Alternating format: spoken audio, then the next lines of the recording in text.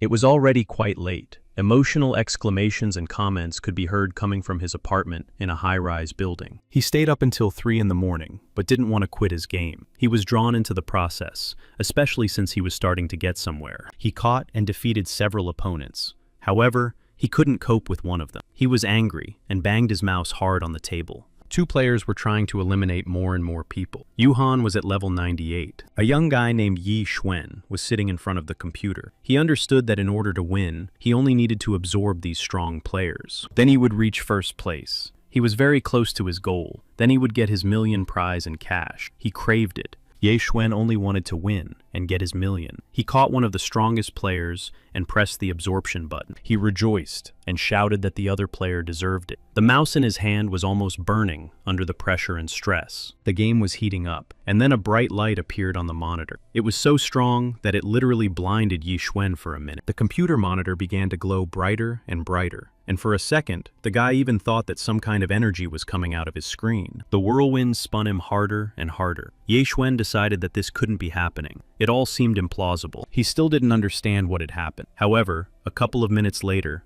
a pillar of light appeared in the sky above the high-rise building where he lived. It was late at night in Prefecture E. It was raining. A man appeared on the roof of one of the buildings. He was enveloped in invisible light.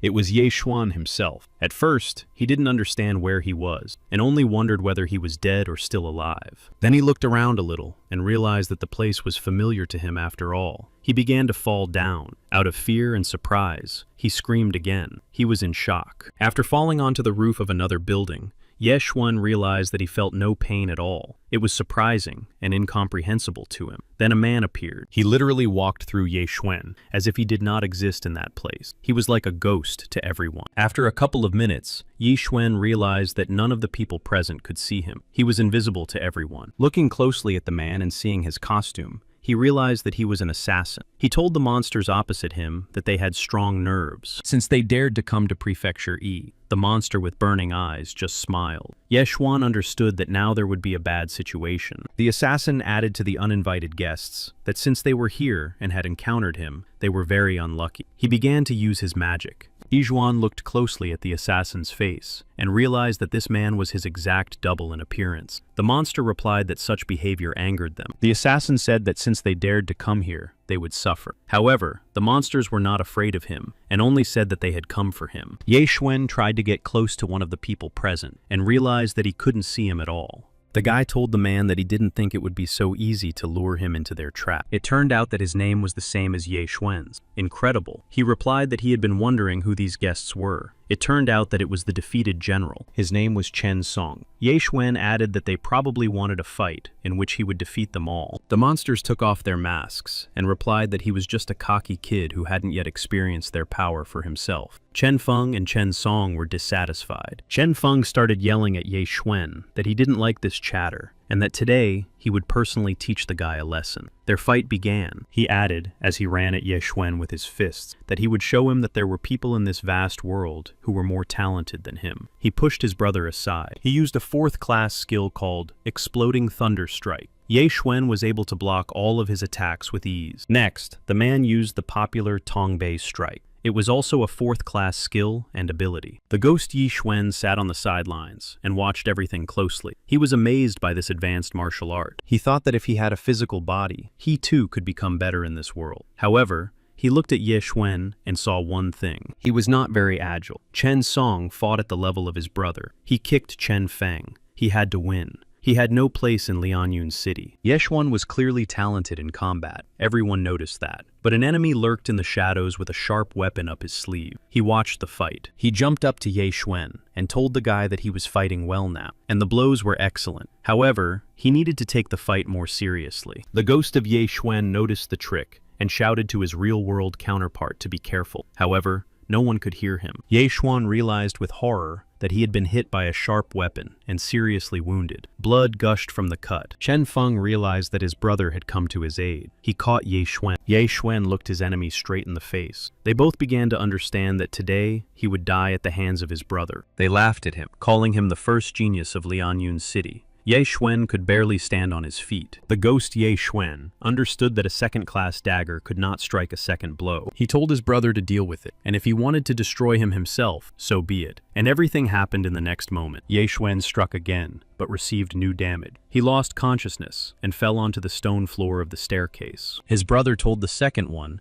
that they could no longer stay there and had to flee immediately. Ye Xuan had been eliminated. His brother agreed with him, and they both hurriedly left the place. The ghost of Ye Xuan approached his real body. He said, looking at his copy, that he thought he would become a ghost like him when he died. But he was wrong. Ye Xuan bent over the body and decided that perhaps only he was so special, or someone had deliberately involved him in everything that was happening here now. He said that it was foolish to greet and provoke those who had come to take his life in the first place. If he had been a player, he could have defended himself. Ye Xuan lay with his eyes open, and the ghost decided to touch them and close them. Then he heard someone's voice saying that the next life was here, and Ye Xuan must live it wisely. Something began to happen. Their bodies merged. In the morning, Ye Xuan's head hurt badly. He couldn't open his eyes. Someone's voice kept asking the young master how he was feeling. Ye Xuan opened his eyes and saw a girl. She was glad that he had woken up.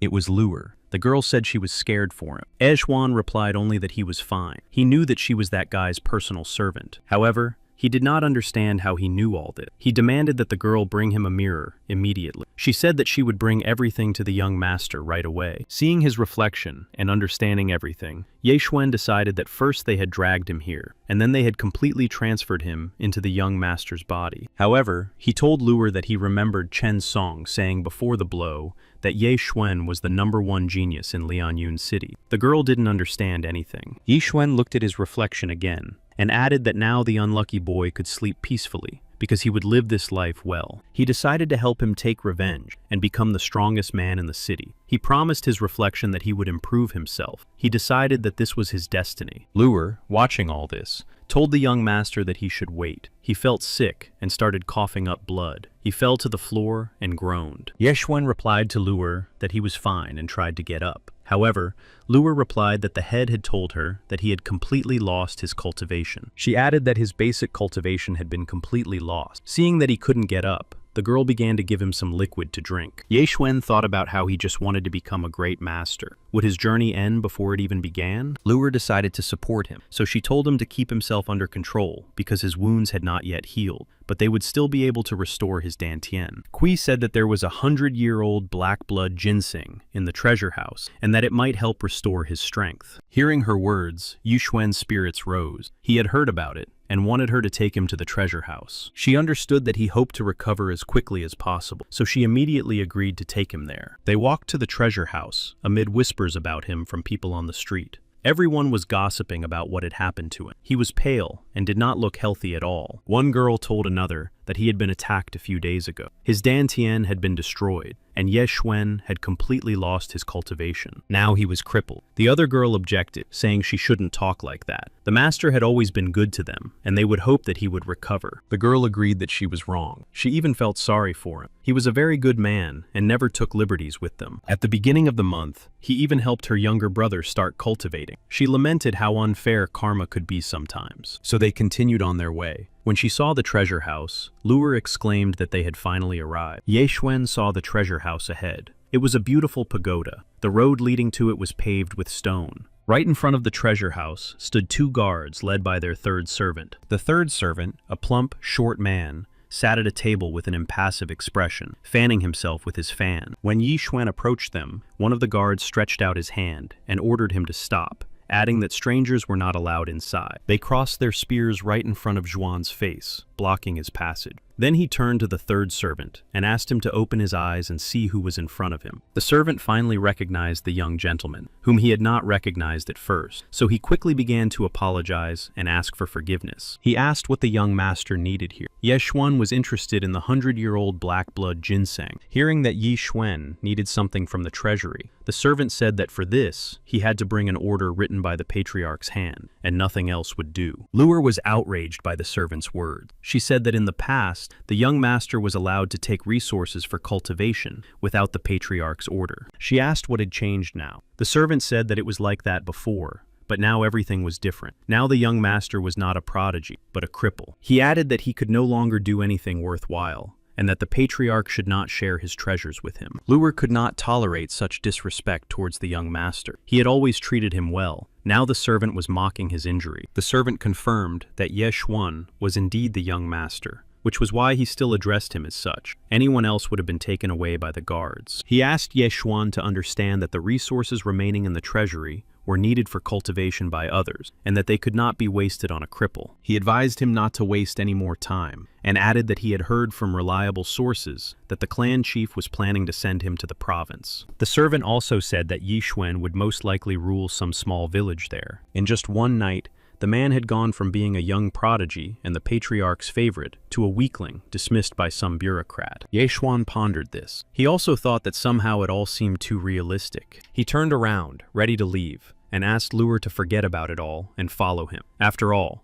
talking would get them nowhere. Luer resisted and did not want to leave without the ginseng root, because without it, the young master could die. They should not believe the guard's words. She believed that they should ask the patriarch himself. Hearing these words, the servant shouted at them that it was foolish, because Ye Yuan was crippled, and what else could they expect? Just then, Kui appeared and addressed Ye Xuan, saying that the patriarch was looking for him. She informed him that the head was waiting for him in his hall. Luer thought that this was to their advantage, because they would be able to ask everything in person. Ye Xuan wondered why the patriarch needed him now, and asked Sui what she knew about it. He was curious about what he wanted. Kui was clearly hiding something, as evidenced by her confused look. She stood opposite him and couldn't say a word because Ye Xuan was so weak. Suddenly, this news completely overwhelmed him. Ye Xuan waited for an answer. Finally, she said that someone from the Lin family had arrived and that they wanted to break off the engagement. This news about the engagement caused Luower to feel indignant and outraged. She did not understand why they would treat her young master this way. Ye Xuan thought that since it was about the engagement, he would go there immediately. Now he had to take matters into his own hands. Luer couldn't calm down after hearing the news, because a month ago, they themselves had initiated the wedding between the young master and Lin Shu. Kui advised him to be careful. After listening to her, they hurried to the meeting, as they were already late. The guests were sitting at the table. Apparently, they had been waiting for them for quite a while. Among the guests, Ye Xuan saw his uncle. His uncle also noticed him and said that he had called him here because the Lin family wanted to discuss his marriage to Lin Shu. But he didn't have time to finish. Ye Xuan continued the sentence himself, because he already knew that they wanted to break off the engagement. He said so directly. Members of the Lin family were present at the table. Their powerful appearance and style of dress indicated their clan. Everything was adorned with precious stones. Upon hearing about the breakup of the engagement,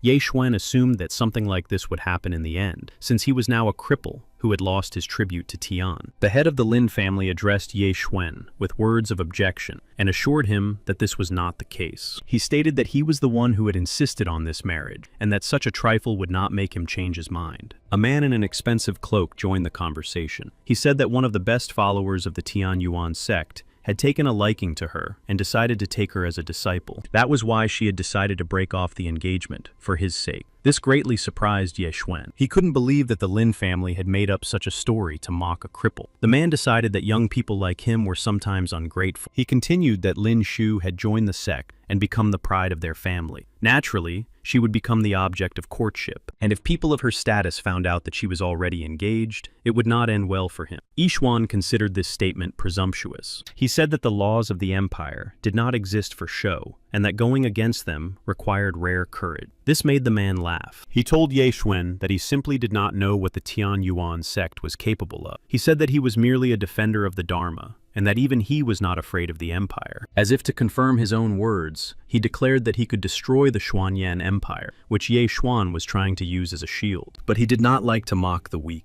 Otherwise, he would have decided the matter with Ye Xuan differently. Everyone sat at the table with their eyes downcast, not uttering a word of objection. Ye Xuan saw how frightened they were. It seemed that this man was telling the truth. The man was curious to know what the boy had decided. In fact, the whole family gathered there was curious about it. The uncle told Ye Xuan not to worry. All he had to do was voluntarily agree to break off the engagement, and they would return all the gifts. Ye Xuan thought about his words. How could he have forgotten about the dowry? He remembered that the father of the previous owner of this body had left him a fortune. If he could find the same amount again, or better yet, 3 times as much, he could buy the resources to restore Dan Tian. It was this plan that prompted him to agree to the breakup of the engagement and no longer argue about it with the Lin family. Ye Xuan made a counteroffer, saying that he agreed, but hoped to receive 3 times more than he had originally given as compensation. His uncle was so surprised that he jumped up from his seat and exclaimed that this was not the right thing to do. Ye Xuan tried to calm him down a little. He assured him that he had made up his mind and that, after all, he had his own opinion on the matter. Turning to Uncle Lin, he reminded him that he himself had proposed the engagement and now wanted to break it off. If he simply agreed,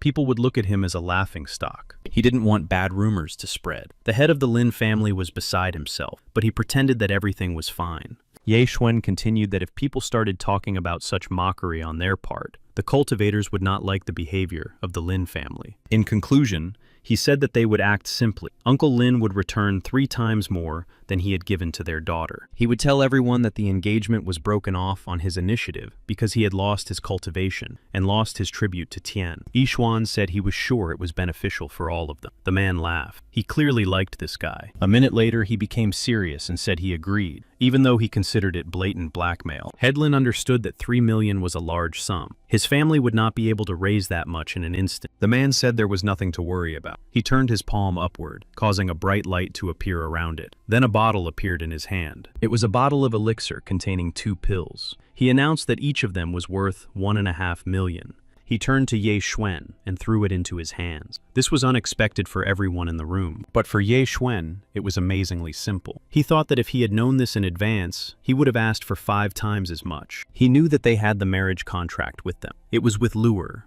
and the girl carefully took it out. Lure wanted to hand it to him, but at that moment, it simply burst into flame. It burned up in her hands, and she didn't know what to do. The man and the head of the Lin family stood up and went to the exit, for the matter had been settled. Ye Xuan called out to the gentleman, because he did not know his name. Without turning around, the man asked why he needed it, whether he wanted revenge. Ye Xuan thought to himself at that moment that he might get something else from him. Such a simple and generous man. One cannot let such an opportunity slip away. Aloud, he only said that he would not dare. He just wanted to know his name, in case the time came when he wanted to become his disciple. The man noted his boldness, and said that in that case, he should remember his name. His name was Yu Jin, defender of the Dharma from the Tian Yuan sect. He noted that Ye Xuan was smart and persistent, and he regretted that he had lost Dan Tian. Otherwise, he might have taken him as a disciple. Ye Xuan watched them leave, and in the hall, only the remains of the table where they had been sitting a few minutes ago remained. Ye Xuan repeated his name once more. Defender of the Dharma from the Tian Yuan sect, Yu Jin. The young gentleman was holding a bottle of elixir in his hands, when suddenly it glowed, as if enveloped in golden threads of air. He watched, not knowing what would happen next. A window appeared, and Ye Xuan stared into it. Then everything happened on its own, and very unexpected. A sign lit up with the name Devours system. She said that a concentrated spiritual pill had been found, and asked if Ye Xuan wanted to consume it. His spirits rose. This meant that all was not yet lost. Heaven had left him a loophole. His uncle returned and saw that he was in a pensive state. He called out to the young man, but he didn't even hear him at first. The uncle wondered why he was daydreaming. Finally, Ye Xuan heard what he wanted. The uncle said that their family had spent millions to find a cure that could restore his strength, but it had been to no avail. Mr. Yu's words that he would never see martial arts again prompted him to think that perhaps he should give the pills to them. With their help, other children capable of cultivation would be able to achieve success. Ye Xuan replied that he had to refuse, because he already had plans for them. His uncle was not reassured. He understood that Ye Xuan was going to use them to return to martial arts, but that was impossible. Ye Xuan was too naive, and even if there was a medicine capable of restoring a destroyed Dan Tian, it would cost an unimaginable amount of money. Besides, when news of these pills spread, someone would surely attack him. It was better to think ahead. Xuan thought about how kind and wise this was. He asked where this wisdom had been when Yu Jin had given their clan his final word. As soon as he was able to drive him away, they needed his pills. One of the men of the Ye clan was outraged by Xuan's behavior. He asked how he dared to tell the clan leaders that they needed these pills. After all, they would only bring him trouble, but benefit the other children. They only wanted their family to become stronger. They turned to his uncle, outraged by Yi Xuan's insolence. All the men were heated. His uncle sighed, and turning to Yi Xuan, said that, in principle, they were all right. Standing with the clan members, he told him that it would be better if he gave them the pills. Ye Xuan believed his uncle's promise, and knew that he planned to send him somewhere far away to help his family with the children. He appreciated his uncle's kindness, but he replied that he had long since decided that an ordinary life was not for him. Ye Xuan announced to everyone that tomorrow he would leave the estate and start his own clan. Without giving the clan members time to react, he began to recite an oath that he, Ye Xuan, renounced all ties with the Ye family. They began to shout that he had gone mad, that he had decided to leave the family because of 2 pills. They called him an ungrateful child. They insisted that they had spent time and energy on, and that his uncle should punish him. They couldn't remember anyone in their family ever behaving so disgracefully. His uncle asked Ye Xuan once more if he was absolutely sure about his decision,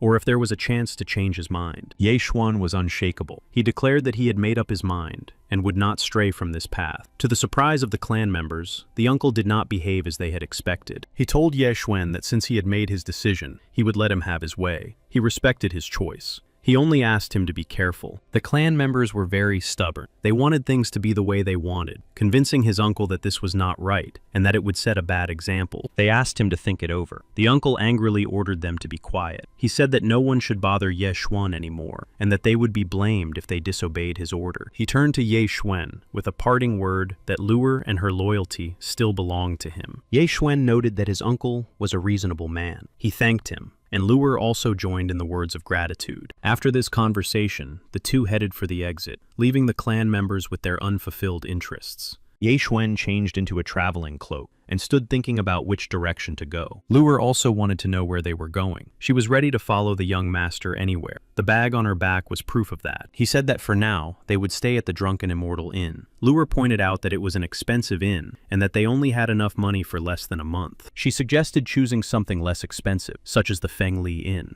Xuan replied that half a month would be enough for him to recover. Lure was surprised but glad to hear that he had figured out how to restore his cultivation. He said that he had pills, and it would not be very difficult. The sign with the name indicated that they had arrived. Lure told him to rest while she went to look for food. Xuan was even glad that he would be left alone for a while, so he quickly agreed. He had to try to restore his cultivation as soon as possible. He took out a bottle of elixir. He prayed that everything would work out. He took a pill and remembered the command to devour. After he swallowed it, streams of energy spread throughout his body. These streams he felt were spiritual energy. It was even interesting. Apparently, his dantian was still recovering, because he saw that the progress level had reached 70%. The progress stopped at 95%. Apparently, 1 pill was not enough for recovery. He took a second pill. Something like a tornado swirled around him, and the progress reached 100%. The collection of energy for system recovery was complete. Suddenly, a new message appeared indicating that the system had been activated. It had detected that the user's dantian had been destroyed. The devouring process had begun. Xuan was terrified as he wondered what this devouring meant. Shouldn't it be restoring him instead? Then he felt unbearable pain in his abdomen. He didn't understand what was happening. It was as if all his organs were being twisted. He fell to the floor, writhing in pain. Lure, returning to their room, heard his moans. She didn't know what had happened to the young master, but when she saw him on the floor, she immediately rushed to him. The young master frightened her with his moans and cries. Slowly, the pain subsided. A new notification appeared. The devouring of dantian was complete. The devouring system was fully activated. Ye Xuan finally felt complete relief. Some kind of devouring had ended. He realized what was happening. His dantian had changed. He now had an absolute devouring system. It was capable of absorbing anything in order to turn it into spiritual energy and transfer it to its owner. Lure was very happy to learn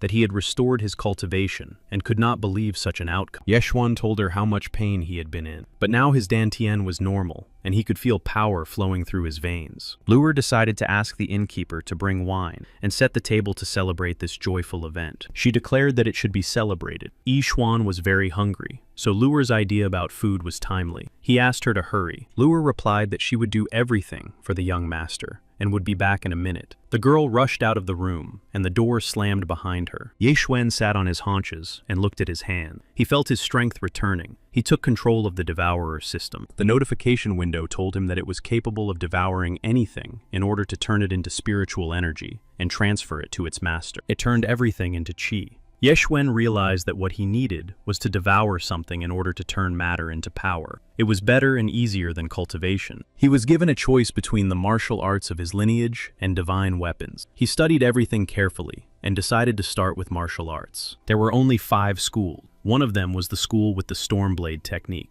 The next school was called the Roaring Tiger Fist. Then he saw the Falling Wild Goose Leg technique. This was the 4th school.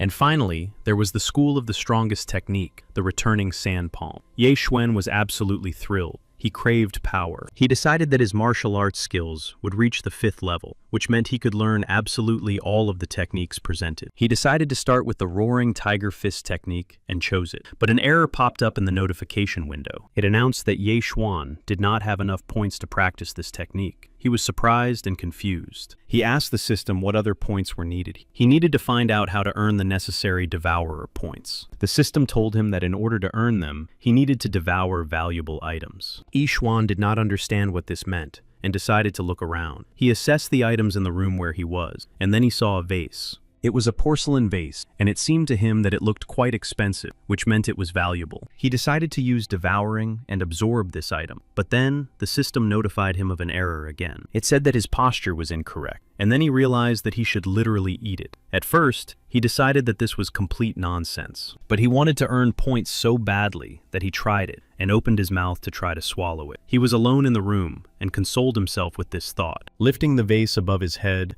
and opening his mouth, he noticed that it began to change size. The vase shrunk to the size of his mouth, and he was able to swallow it easily. When he was done with it, he decided that he had earned the points. However, the system notified him that the object he had swallowed had no value and was classified as trash. He didn't earn a single point. Ye Xuan decided that this was a deception and that he had been promised energy for literally everything. But the system began to explain everything. It said that in order to earn devourer point, it was necessary to swallow valuable items. Ye Xuan thought for a minute and then understood what kind of value the system was talking about. It was talking about heavenly treasures or expensive items for cultivation. He decided to earn points as quickly as possible and therefore realized that he needed to go to the 18 mountains of Lianyun. There, he would do everything right. He was also bothered by the posture for devouring. It was uncomfortable, especially in battle. He asked what the name of the devouring hand would be in the system. It replied that he could obtain a devouring hand that would instantly absorb objects it touched, but there was a price. Ye Xuan stepped forward and said that it suited him. Then, approaching the window,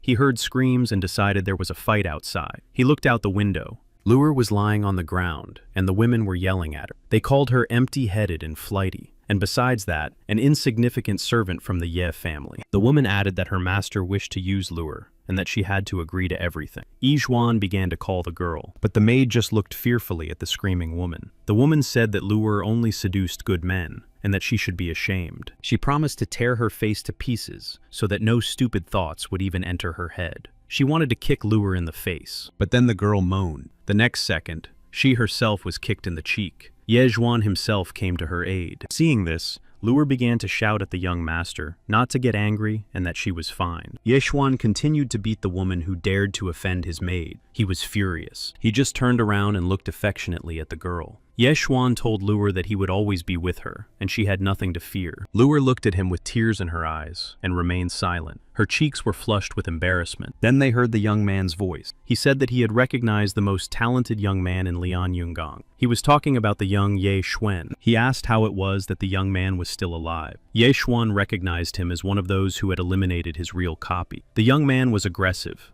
He said that Ye's family was willing to spend a fortune on his treatment, but he could not be helped. He would remain a pitiful person without cultivation. Ye Xuan told Chen Song that he had stabbed him in the back that night, and today he was also mocking his maid, Lure. He threatened to kill him. The guy just laughed in response. He did not take the young master's words seriously. He looked at the guy and asked who could defeat him. He considered Ye Xuan a cripple and added that after their last battle, he had become a nobody and had no powers or abilities. Ye Xuan replied that it was not a battle, as it was more like a night ambush. They, together with Chen Feng, attacked him at the estate. Ye Xuan looked at Chen Feng and said that today he would pay for it. The guy smiled and replied that he was ready to fight him. He added that if Ye Xuan was so tired of living in this world, he would help him leave it. He ran towards him with his fists. However, Ye Xuan stood and looked at him with determination and seriousness. He was clearly not afraid of their fight. Chen Song swung at the young master and said that he would gladly and happily give him peace. He was about to strike his first blow. However, things did not go according to his plan. Suddenly, Ye Xuan sharply intercepted Chen Song's attack and squeezed his fist tightly with his palm. The pain was unbearable. Chen Song couldn't believe it. Ye Xuan used the thunder fist technique. It was a loud name for such a move. Chen Song tried with all his might to break free from Ye Xuan's grip, but Ye Xuan only squeezed his fist even tighter and began to twist the young man's arm. Chen Song realized that Ye Xuan had also used the dragon counterattack technique, which was surprising. He didn't know that the young master knew such things. It simply couldn't be, and he began to scream at the top of his lungs. He kept asking why Ye Xuan's cultivation was still with him, since everyone said the opposite. He howled in pain and barely managed to escape Ye Xuan's grip. The young man began to scream that it hurt too much. Ye Xuan only replied that he wanted to thank him. After all, without their help, he would not have been reborn. The Ye family brought shame upon themselves by spreading false news about him. Ye Xuan looked at his opponent and asked what his last words would be. He advised him to prepare to say goodbye to life. Chen Song replied maliciously that he admitted that Ye Xuan had caught him well, but he did not believe that Ye Xuan would have the courage to destroy him. After all, after his death, a real battle would begin between the Yi clan and the Chen clan, and the Yi family was the weakest of the four great families. He added that most likely, the Ye family would not survive this confrontation. Ye Xuan knew this and remained silent. Chen Song added that no matter how close the Lin and Ye families were, they were unlikely to stand up for the Ye family, and then a battle between the three families would begin. In that case, the Wu family would not stand aside either, and they would side with the Chen family. Ye Xuan stood and pondered his words. He decided that such a confrontation would not benefit anyone, but with the help of the Devourer system, he could resolve everything himself in time. Ye Xuan thought that he would destroy the Chen family then, but for now, he would have to spare Song. At that moment, Chen Song lunged at him again, saying that he had let his guard down. He wanted to attack Ye Xuan again, but Ye Xuan noticed his sharp blade in time and dodged. He kicked the weapon out of his hands. The blade bounced to the side and stuck into the floor right next to the woman who had recently mocked Lure. She screamed in shock. Chen Song didn't understand how this had happened and looked at Ye Xuan in fear. Ye Xuan looked at the young man and said that he was right, and that it wasn't worth killing him now. He added that despite this, he would still repay the young man for everything he had already done. With a sharp movement of his leg, he kicked Chen Song hard in the back, knocking him to the floor. Before he could recover from the blow, Ye Xuan decided to continue his attack and ran again towards his fallen enemy. He practically fell on top of him from behind, and while Chen Song screamed in pain, Ye Xuan hit him hard several times. The guy jumped up and roared in pain. Ye Xuan kicked him again. He knew that he was physically better prepared than Chen Song, and even had several new martial arts techniques. The guy fell to the floor with a thud, not even having time to defend himself in any way. Seeing that his opponent had finally learned his lesson, Ye Xuan looked at him with a satisfied expression. Then he walked over to Chen Song, who was trembling with pain, and, poking him in the side, said that he would like to say something else to him before leaving. He said that he would not fall for the same trick twice, so all tricks were useless with him. Ye Xuan sat down next to Lure and asked the girl if she was all right. She replied that everything was fine, and that only the bruise hurt a little. The people around watched everything that was happening with surprise. There was a man in the crowd who thought that Mr. Ye Xuan had indeed recovered. He decided that he had to report this to the head of the family. Later, a local doctor was invited to the Chen estate. He examined the patient and felt his pulse. The head of the Chen family, Chen Xiang, stood next to him and asked how his loved one was feeling. The doctor turned to him and replied that the bones in his arms had almost healed, and that in a month the young man would be able to move them. However, there was a downside. With such injuries, the path to martial arts was now closed to him. Brother Chen Song shouted at the doctor that this was outrageous. He did not want to listen. They decided that he was now crippled. The doctor replied that not only his brother's hands, but also his meridians would never fully recover, and the fact that he would be able to move like a normal person was already lucky. With the help of a magical herb called Bloody Jade, this could be remedied. If the patient wanted it, his meridians could be restored. However, this herb cost a fortune. The brother started yelling that Ye Xuan was a scoundrel, and now, because of him, his brother Chen Song would have to live like a normal person. The head of the family said that the herb could be found in the 18 mountains of Lanyun. It had always grown there and was abundant. He immediately sent his brother Feng there to find the herb. However, he advised him not to go deep into the forest. He turned to Chen Yu and told him to take a couple of guys with him and catch Mr. Ye Xuan for him. He wanted to deal with him personally. He was ready to carry out the chief's order. He also wanted to teach the enemy a lesson. The chief turned away and added that it seemed it was time to talk talk to the Wu family. It was time to finish off the Ye family for good. At that time, Ye Xuan was in the forest somewhere near the 18 mountains of Lianyun City. He came here to find the necessary valuable items for the Devourer system. And then he heard a roar behind him. Ye Xuan turned sharply and saw a wild boar. The monster was about to attack the young master from behind. Ye Xuan jumped up sharply, leaving the monster boar growling discontentedly on the ground. Their battle began. At that moment, his servant, a young girl named Luer, opened the window of the inn and wished for only one thing, that her master would return home safely. She remembered how she had begged him to take her with him on his short journey, but he was adamant. He did not take her with him, and only replied to Luer that everything would be fine, and, so that the girl would not worry about him, added that his cultivation was with him again. He told her that he had to become stronger as quickly as possible. The Chen family was definitely looking for him, so it would be better if Luer stayed safe. After all, they definitely wanted to find him and take revenge for Chen Song. Luer replied to the young master that he didn't need to worry about her. She smiled. She added that he should be careful too. The battle between Ye Xuan and the boar continued in the woods. It was a little dangerous. At one point, Ye Xuan barely managed to dodge the monster's sharp fang. It ran close enough to him. The wild boar was a second-level demon beast in terms of strength and abilities. It was quite powerful. Its speed was not great, but it was agile and cunning. The boar rushed towards Ye Xuan again to attack the man, but Ye Xuan was ready and waiting for the boar. He said that the monster didn't even know how fast he was. He just wanted to test something. When the boar was close to him, Ye Xuan jumped up to it and quickly grabbed its fur, climbing on top of it like a horse. Ye Xuan rode the demonic boar through the forests of Lianyun. He held on tightly to its neck. After a while, Ye Xuan decided to try something else and used his new skill on the boar. He pulled out a piece of its fur. The demonic beast howled ferociously and lost its balance. After a while, Ye Xuan was able to kill it and stood over its body. He was glad that he had encountered a second-level beast at the entrance to the forest. He thought that he should be extremely careful from now on. Then another thought occurred to him. Since he had dealt with the boar so easily, then third-level beasts would not be a big problem for him. He moved away from the boar and immediately turned around. Ye Xuan thought for a moment. He remembered that the Devourer system could consume anything, including the bodies of demonic beasts. He decided to test it out. He was hungry anyway, and his stomach was growling. Ye Xuan sat down in front of the demon boar's body. He decided it was worth the risk. After all, he hadn't been afraid to try the vase, and this was just game. He opened his mouth. Choosing what he thought was the right position, he waited. After a while, the boar really did start to shrink in size. Soon, Ye Xuan was able to swallow it. It went straight into his mouth. The system was working correctly. After swallowing it, the system displayed information that Ye Xuan had earned 20 spiritual power points for this demonic beast. He was glad that the system had not let him down. He decided that he could simply exterminate the local beasts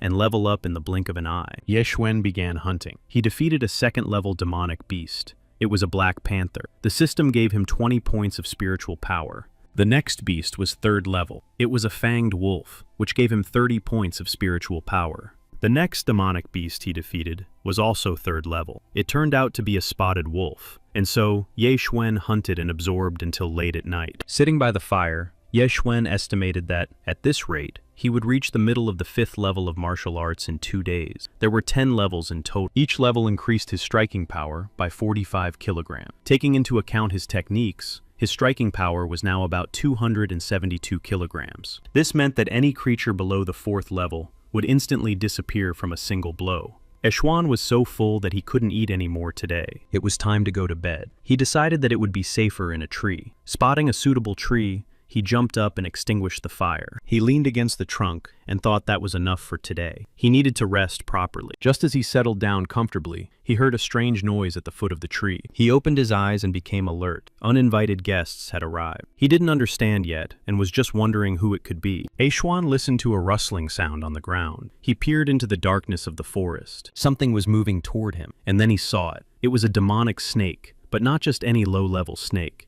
The guest turned out to be a third-level white phosphorus python. It was not a bad catch for him. However, the snake was unusual. Ye Xuan looked at it. It was a snake that glowed in the dark, but he thought it was a little too big. The young master decided that it didn't matter now. Since it had come to him on its own, it would be a sin to refuse. Ye Xuan took out his blade, deciding that it would come in handy. And so his next hunt in the forest began. He looked at the blade and decided that, overall, it was a useful thing. Much cooler than that stupid universal bag. Yi Xuan swung it with all his might and jumped off the tree toward the snake. He prepared to attack. Hitting the snake's scales, the weapon bounced off it like a stone, without even touching the python an inch. The snake rose, rustling its scales. Its mouth opened wide, and its fangs were right above Yi Xuan's head. Yi Xuan was puzzled that the python had such strong scales that he couldn't break through them with one blow. The phosphorus python coiled like a spring and hissed with its mouth wide open. It had been hit after all, as confirmed by the pool of blood.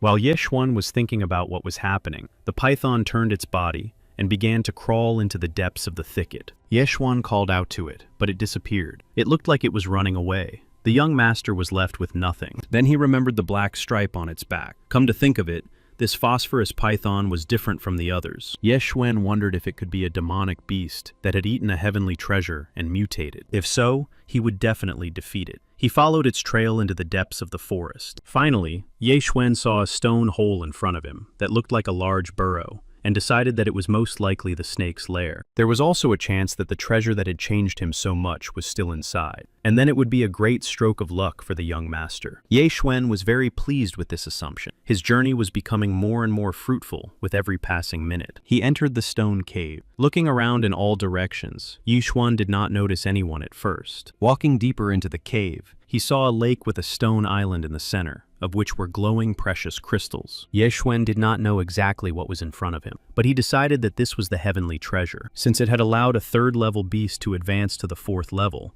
it was clearly powerful, and he wanted to take it for himself. Yi Xuan began to slowly approach the treasure in order to take possession of it and apply his absorption system. When he reached the treasure, he picked up the largest crystal, hoping to get devourer points for it. He was so absorbed in this crystal that he didn't hear the water in the lake suddenly bubble and the head of a python appear from it. He leaped up like lightning, even destroying stone. He was huge in size, and judging by all appearances, quite strong and level. Yi Xuan fell from surprise and dropped the crystal from his hands. The appearance of the python was too unexpected. It was not the one that was in the forest. One detail about this python caught Yi Xuan's attention. This specimen had a gold line on its scales instead of a black one. It was about the same size as the blue snake from the forest, only there, it was black. The python twisted and turned and went underground. Yi Xuan decided that this was silly until he felt a hiss behind him. Turning around sharply, he saw it right next to him. The snake jumped out of the lake and lunged at Yi Xuan. Then he saw that its line was black, like the python in the forest. It turned out there were two of them here. He knew that this task would be more difficult. He didn't have enough strength to fight two beasts and needed to recharge. Yi Xuan decided to use the crystal. He brought it to his mouth and began to absorb it. The system showed 100%. He saw a record that Yi Xuan had absorbed one concentrated obsidian nugget. Yi Xuan felt a pleasant energy spreading through his body. He received the coveted devourer points. The system reported that he now had a spiritual power of plus 1,500, and that he had reached the 5th level of martial arts. Now both snakes joined forces and began to attack him, but he was already ready to repel their attacks. After all, he now had the 5th level of martial arts, and he would now unleash his power on these snakes. He concentrated his energy on the tip of his sword. He did not wait too long for the snake to approach, and, swinging his sword, attacked the black-striped python first. This time, his blow was much stronger, and he was able to pierce its scales. He severed its head from its body with a single swing of his blade. Next, a golden snake jumped out of the lake. The young master saw that the black-striped snake had been defeated, so his eyes filled with rage. With a menacing hiss, he began to crawl toward Yi Xuan. Yi Xuan had already noticed him, but waited for him to get closer. Yi Xuan decided that if he had defeated a 3rd-level python with a black stripe, he would quickly finish off this snake as well. Its mouth with a poisonous sting was very close, when Yi Xuan decided that the time had come. He jumped several times and found himself on top of the snake, immediately trying to wound it with his blade. But the attempt was in vain. Then, jumping to the side, he decided to try directly from above, and, gathering all his energy in flight, swung his sword at it. This also did not cause any damage. Yi Xuan realized that he was facing a very strong snake.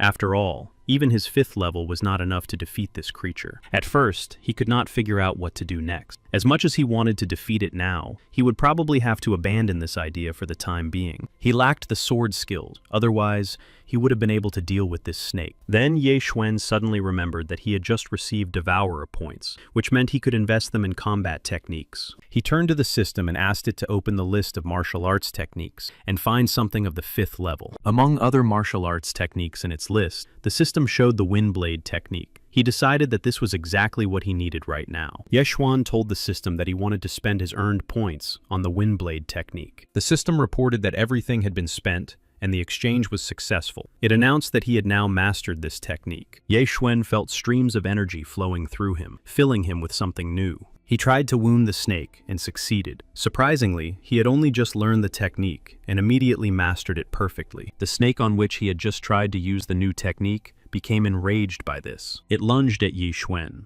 but his training had not been in vain, and he was on his guard here too. He was able to strike the enemy several times with his blade. The snake also realized that it was facing a strong opponent. They stood face to face, each ready for the next battle. Ye Xuan felt tired. As he had thought, the 5th level technique consumed too much of his chi energy. He also realized that at his current level of cultivation, he would only be able to use it a couple of times at most. The snake was becoming more and more aggressive. He had to finish off the snake quickly, and he knew how to do it. He gripped the blade in his hand with such force that he gathered all his chi and prepared for a lightning-fast, powerful attack. Ye Xuan wanted to put all that energy into one strike, which is what he did. Swinging his blade, he attacked the snake. He succeeded. He pierced the snake's torso and cut it into pieces. The demonic beast was finally defeated by him. Ye Xuan exhaled. Although it was originally just a simple 5th level monster, it was quite difficult to finish it off. It was more difficult than 6th level monster. He realized that if it weren't for his 5th level combat technique, he would not have survived. Sitting next to the snake's body, he couldn't imagine how to eat it because there was too much of it. He thought that a devouring hand would come in handy here. He asked the system if he could learn the devouring hand. The system replied that it would cost 3 points. The exchange was successful. Ye Xuan reached out his hand toward the snake's body with the desire to devour it, and his hand felt as if it were burning. The snake's body disappeared very quickly. The system explained that he had devoured a 5th level mutated demonic beast and received 300 points of spiritual power for it. Looking at the devouring hand, Ye Xuan noted that it wasn't bad at all. The 3 points spent were worth it. He no longer needed his mouth, and thank God for that. He decided that he had spent too much time with these snakes. It was already dawn. He had to eat the second one and leave. He stretched out his devouring hand towards it. The system confirmed that he had eaten a 4th level mutated demonic beast. He earned another 100 spiritual power points. He had only spent a day here, and his cultivation had grown so much. The sun was high in the sky when Ye Xuan left the cave. He decided that the most important thing was that he had earned Devourer points. His assumption had been correct, that only expensive things like heavenly materials and treasures gave Devourer points. He set off. It was time to return. He remembered his maid and decided that Lure was probably very worried about him. Having gone far enough into the forest, Ye Xuan heard a strange sound. Looking closely, he saw his blade glowing brightly from a distance. This meant only one thing. The next second, he was already lying on the ground, and a huge demonic leopard was standing next to him. He saw pink stones on the beast's neck, and couldn't believe his eyes, still doubting what he saw. Did he imagine it, or were there crystals hanging on the neck of this 4th level leopard, chasing the wind? He wondered who would have so much extra money. Just think, hanging a crystal worth $1 million on the neck of a beast. While he was pondering this, the leopard disappeared like the wind into the depths of the forest. Ye Xuan shook his head in all directions and listened, but still couldn't figure out where it had gone. But he heard voices coming from the bushes. Creeping closer, he saw a man and a girl in a cloak. The man was treating the girl roughly, demanding that she give him the blood jade grass. He threatened her not to anger him, or else it would be worse. The girl said she wasn't afraid, and asked him if he had the skills to back up his words. The man nervously called her a scoundrel, and then Ye Xuan recognized him as Chen Feng. He was one of the brothers who had attacked him at the estate. Ye Xuan didn't understand what this scoundrel wanted here. He decided that he had come looking for him. Chen Feng wouldn't calm down, and shouted that he would destroy the girl. Then she would be more compliant. He jumped up with a sword in his hand to strike. The girl did not stand still. She also jumped up, ready to repel his attacks. Chen Feng, watching all this, decided to use the Thunder Fist technique. He had mastered it perfectly, but he met resistance from this seemingly fragile girl. His fist slammed into her palm. Gathering all her strength and abilities, she tried to resist him. A small explosion thundered from the collision of their energies. The forces were unequal. Chen Feng's blows still reached their target, and the girl realized that she was wounded after all. Falling to the ground, she was barely breathing. She lost the cloak she had been hiding behind in the fight. And then Ye Xuan recognized her as Shui Qingqing, the daughter of Spi He, the richest man in the city of Wanjin, and an old friend of his former host. Chen Feng raised his sword above her and told her to say hello to the spirits, as he intended to finish her off right then and there. Seeing all this, Ye Xuan realized that things were going badly and that he had to rescue his acquaintance from trouble. He broke a branch in his hiding place to scare off his opponent with the sound. Chen Feng missed, distracted by the sound. Chen Feng turned his head and shouted angrily, "Who's there?" He was angry that he had been prevented from delivering the final blow. From behind the tree, he heard the sarcastic words that this was to be expected from a young gentleman from the Chen family. Ye Xuan continued and said that he now saw that the young man would stop at nothing and was behaving so disgustingly towards the poor girl. The next moment, he was already next to Qingqing. She immediately recognized the young master. Chen Feng also recognized Ye Xuan and thought that he was following him. Ye Xuan had never considered him smart, and now he was once again convinced of this. He replied to Chen Feng that he already had a lot to do without wasting time on this. He asked Qingqing if she was hurt and what she was doing in these mountains. He was interested in where her father and her guards were. She assured him that she was fine, but she was worried about him because she thought he was only at the beginning of the 4th level of martial arts. She told Zhuan to run away, and she would delay Chen Feng, since his martial arts level was below the 5th level. Even together, they would not be able to defeat him. Ye Xuan asked if she knew he was so strong. Why did she still decide to fight him? But she did not know this until they exchanged blows. Zhuan assured Qingqing that he was already far beyond the beginning of the 4th level, and that she shouldn't worry about him so much now. The young master surprised her greatly. She exclaimed that she hadn't noticed when he had already advanced to the 5th level of martial arts. After all, when they last saw each other just a year ago, he was at the beginning of the 4th level, and now he was already at the 5th. She admired him. She said that he was a natural genius, and that she demanded that he protect her honor. Qingqing turned to Chen Feng, pointing her finger at him. Ye Xuan agreed, and replied that she could calmly watch as he destroyed the enemy for her sake. Chen Feng, hearing this conversation, was extremely surprised at how he would do it, because in their last battle, he had fallen, and he hadn't even really tried, but so be it. He would let him feel the power of the Chen family's Thunderblade technique on his own skin. He added that Chen Feng would pay for his brother's broken arm. Ye Xuan was calm and wished him luck. He would need it. Taking his blade, he began to form a spatial ring, gathering qi energy in it. Chen Feng saw what Xuan was doing and was very surprised, but at the same time, he saw a double benefit in eliminating Ye Xuan now. They quickly ran towards each other and prepared for battle. Brother Chen Song was happy for the chance to avenge his clan. Within a minute, their sharp blades met and crossed. It was close combat. Ye Xuan was determined and ready for battle, as was the enraged and embittered Chen Feng. He shouted and was about to strike Ye Xuan, but Ye Xuan quickly dodged. Chen Feng couldn't believe what he saw. It was impossible. He didn't know that Ye Xuan's cultivation and skills had become even better than his, and he had surpassed him in skill and strength. Ye Xuan just glanced at Chen Feng and replied that he could thank his brother for such a level and rebirth. Chen Feng replied viciously that he knew it all along. That night, he should have not wounded Ye Xuan, but completely decapitated him. He just laughed in response to such sarcasm, and added that it was too late to regret it. What's done is done. And in order to repay him for this service, Ye Xuan promised to eliminate him with just 3 sword strokes. Chen Feng jumped up from his seat and shouted that he was ready to teach the boastful bastard a lesson. He ran at Ye Xuan with his sword in his hand, jumped up to him, and used his Thunderblade technique. Ye Xuan looked at his opponent seriously and calmly. He knew that his opponent had no chance in their fight.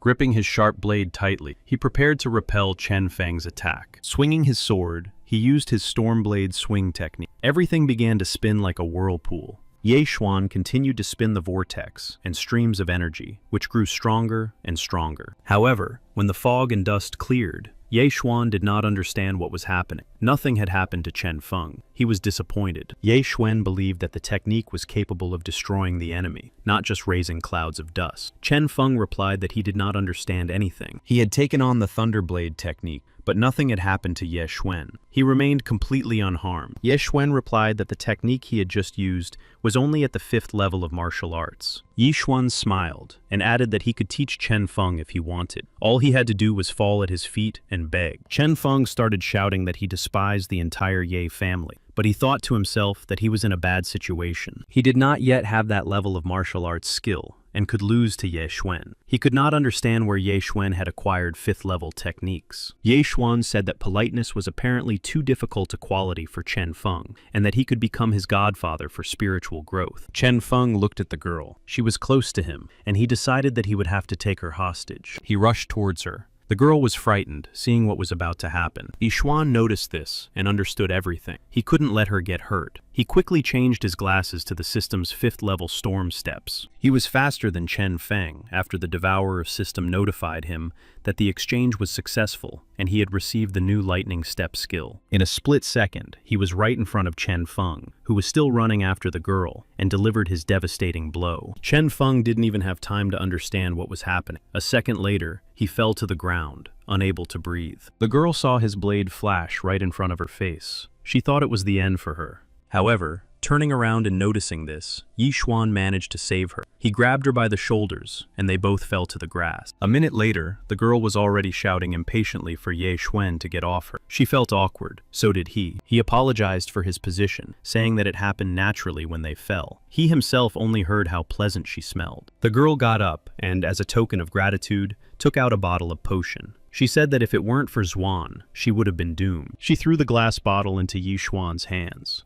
He asked if she was sure she wanted to give him this herb. He knew it was very expensive. It was jade herb. However, she replied that she didn't care. The important thing was that she was alive. Her father was the richest man in Wanjing, and they had plenty of this herb. Yi Xuan took the bottle and thanked her. He asked what she needed in the 18 mountains of Lanyun. She replied that she wanted to go to the Layun sect. Her father had strictly forbidden her to do so, but she decided to sneak there and got lost. Ye Xuan replied that in that case, she should be glad that she had met him. He suggested that the girl return to Lanyun first. He added that he and Luer had not seen each other for a whole year, and he thought he should treat them to a good dinner at their establishment, the Drunken Immortal. She replied that this was wonderful because she was already very hungry and would like to try fried lotus seeds with fish. An hour later, they approached the city. At the entrance, Ye Xuan was met by a man who shouted that he was glad to have finally found him. He hurried Xuan along and said that he needed to go to the estate, and quickly. Someone had severely beaten little Luer. Ye Xuan asked who would do such a thing. It was reckless and brazen. The man replied that someone from the Chen family had done it. He took some men and went to look for Yi Xuan. When they found out that the master was not there, they came and beat Luer. The news that Ye Xuan had crippled Chen Song reached the Ye family. The head of the clan sent his dogs, and they found Lu. Now she is back at the estate. However, her condition is critical, and it may be over for her. Ye Xuan shook the man's shoulders and asked what exactly was wrong with her. The man replied that the doctor who examined her said that her organs had been destroyed by a stream of evil energy. She would most likely not live to see the evening. Yi Xuan understood how serious the situation was and rushed toward his estate, cursing. He couldn't understand how enemies could attack an ordinary person. As he ran, he kept thinking that he hadn't fully assessed the situation and had underestimated the malice of the city's residents. He ran decisively into the courtyard of the Ye estate. There, at the head of the bed with Luer, sat a woman. She was caring for the girl as best she could. He ran into the room and told the woman that she could leave for now. She stood up, bowed to the young master, and said she was leaving. Yi Xuan waited until the door closed behind her and approached the bed where the sick Liu was lying. The girl looked very bad. She was unconscious and seemed to be in great pain. Yi Xuan told the system to exchange the Devourer's glasses for the dew he had collected from the flowers. The system replied that it had made the exchange, and a clear liquid appeared in the bottle. Ye Xuan took it and opened it. He gently lifted Luer and gave the girl this dew collected from hundreds of flowers to drink. It was a special powerful potion. It neutralized all kinds of poisons and healed other injuries. It also worked as a painkiller and accelerated recovery. It was the best treatment for people whose cultivation level was no higher than the 9th. Yi Xuan looked at Luer. The dew was clearly beginning to take effect on her body. The young master decided that he was lucky to have earned so many points in the Lanyun Mountains. Otherwise, he would not have been able to save Lure. Footsteps were heard, and men entered the estate with their leader. The young master went out to meet them. The chief asked Ye Xuan how his maid was feeling now. Ye Xuan replied that he had given her a legendary potion. It worked in all 18 mountains of Lanyun City. He said that after a good rest and sleep, the girl would be fine. She would recover. The chief replied that he was glad to hear it, and that he had seen how Ye Xuan had quickly regained his cultivation. They all noticed that he had become much stronger. Ye Xuan smiled and proudly declared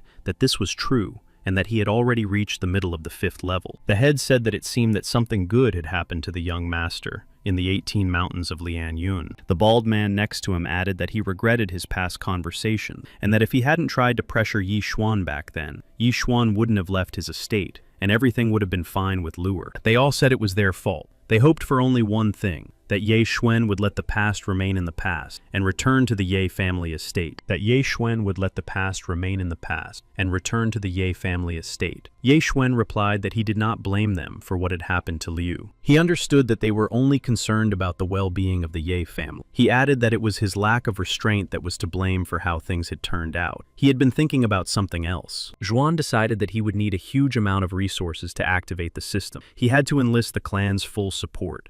Ye Xuan looked at them and said that the blood of the Yi family flowed in his veins, and that he would defend its honor until his dying breath. He decided to meet them halfway. He thought that if they admitted their mistake, then he was doing the right thing. They replied that it was excellent. They began to talk about what a good person Xuan was. They also said that an intelligent person would not cause a scandal. Then they heard Yi Xuan say that he had 2 conditions. They turned to him and waited for him to speak. The head said that if he agreed to return to their clan, he would do anything for him. Ye Xuan said that he wanted their enemy clan, the Chen family, to be completely wiped out as a result of their struggle. That was the first condition. They all stood in the courtyard of the young master's estate and looked at him with surprise and shock at what they had heard. The head replied that if they were to officially declare war on the Chen clan, the Wu family would also join the battle. Ye Xuan replied that he had already finished off the eldest son of the Chen family, and that his body lay in the Lanyun Mountains. This news shocked the head and all the members of the Ye family delegation. It was like a bolt from the blue for all of them. The head thought for a moment and said that it seemed that battle was now inevitable, but they needed a good plan. He looked at Zhuan and said that this was not the place. He suggested that everyone go to the main hall to hide from the eyes of outsiders. Everyone proceeded there. In the hall, everyone took their seats, and Yi Xuan stood before them. It was time to develop and discuss a plan of action. The leader said that judging by the fact that Xuan had brought up the destruction of the Chen clan, he already had some ideas. He suggested that Xuan share them.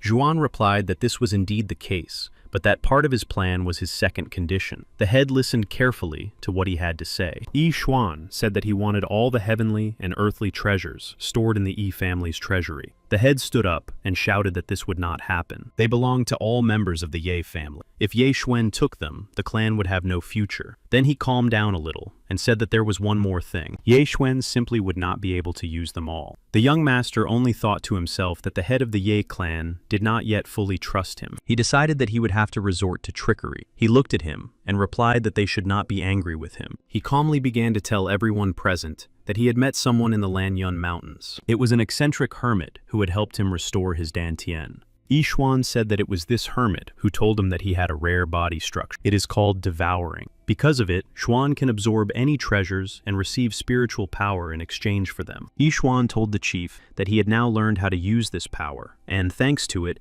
he had not only restored his cultivation, but also reached the 5th level. He also possessed martial arts skills. The chief asked how this could be understood and what devouring meant. He had never heard of such a thing before. The bald man said that hearing all this, it seemed to him that the young master was simply trying to deceive them all in order to obtain the treasures. Ye Xuan saw all their doubts and said that he could understand them. However, he firmly told them that he was ready to demonstrate his powers to them. The head sat in his seat and replied that he would like to know how many items Ye Xuan needed to reach the next level. Ye Xuan estimated and said that he needed about 900,000 resources. The clan head said that this was too much for half a level. These resources were needed by the young disciples of the Ye family for cultivation. They couldn't afford it. Ye Xuan himself wouldn't allow it. He wasn't asking for these resources for free. He would contribute 2 5th-level techniques to the Ye family's scrolls. This would definitely make the family stronger. The head of the family was certainly interested, but there was no proof that Ye Xuan would do so.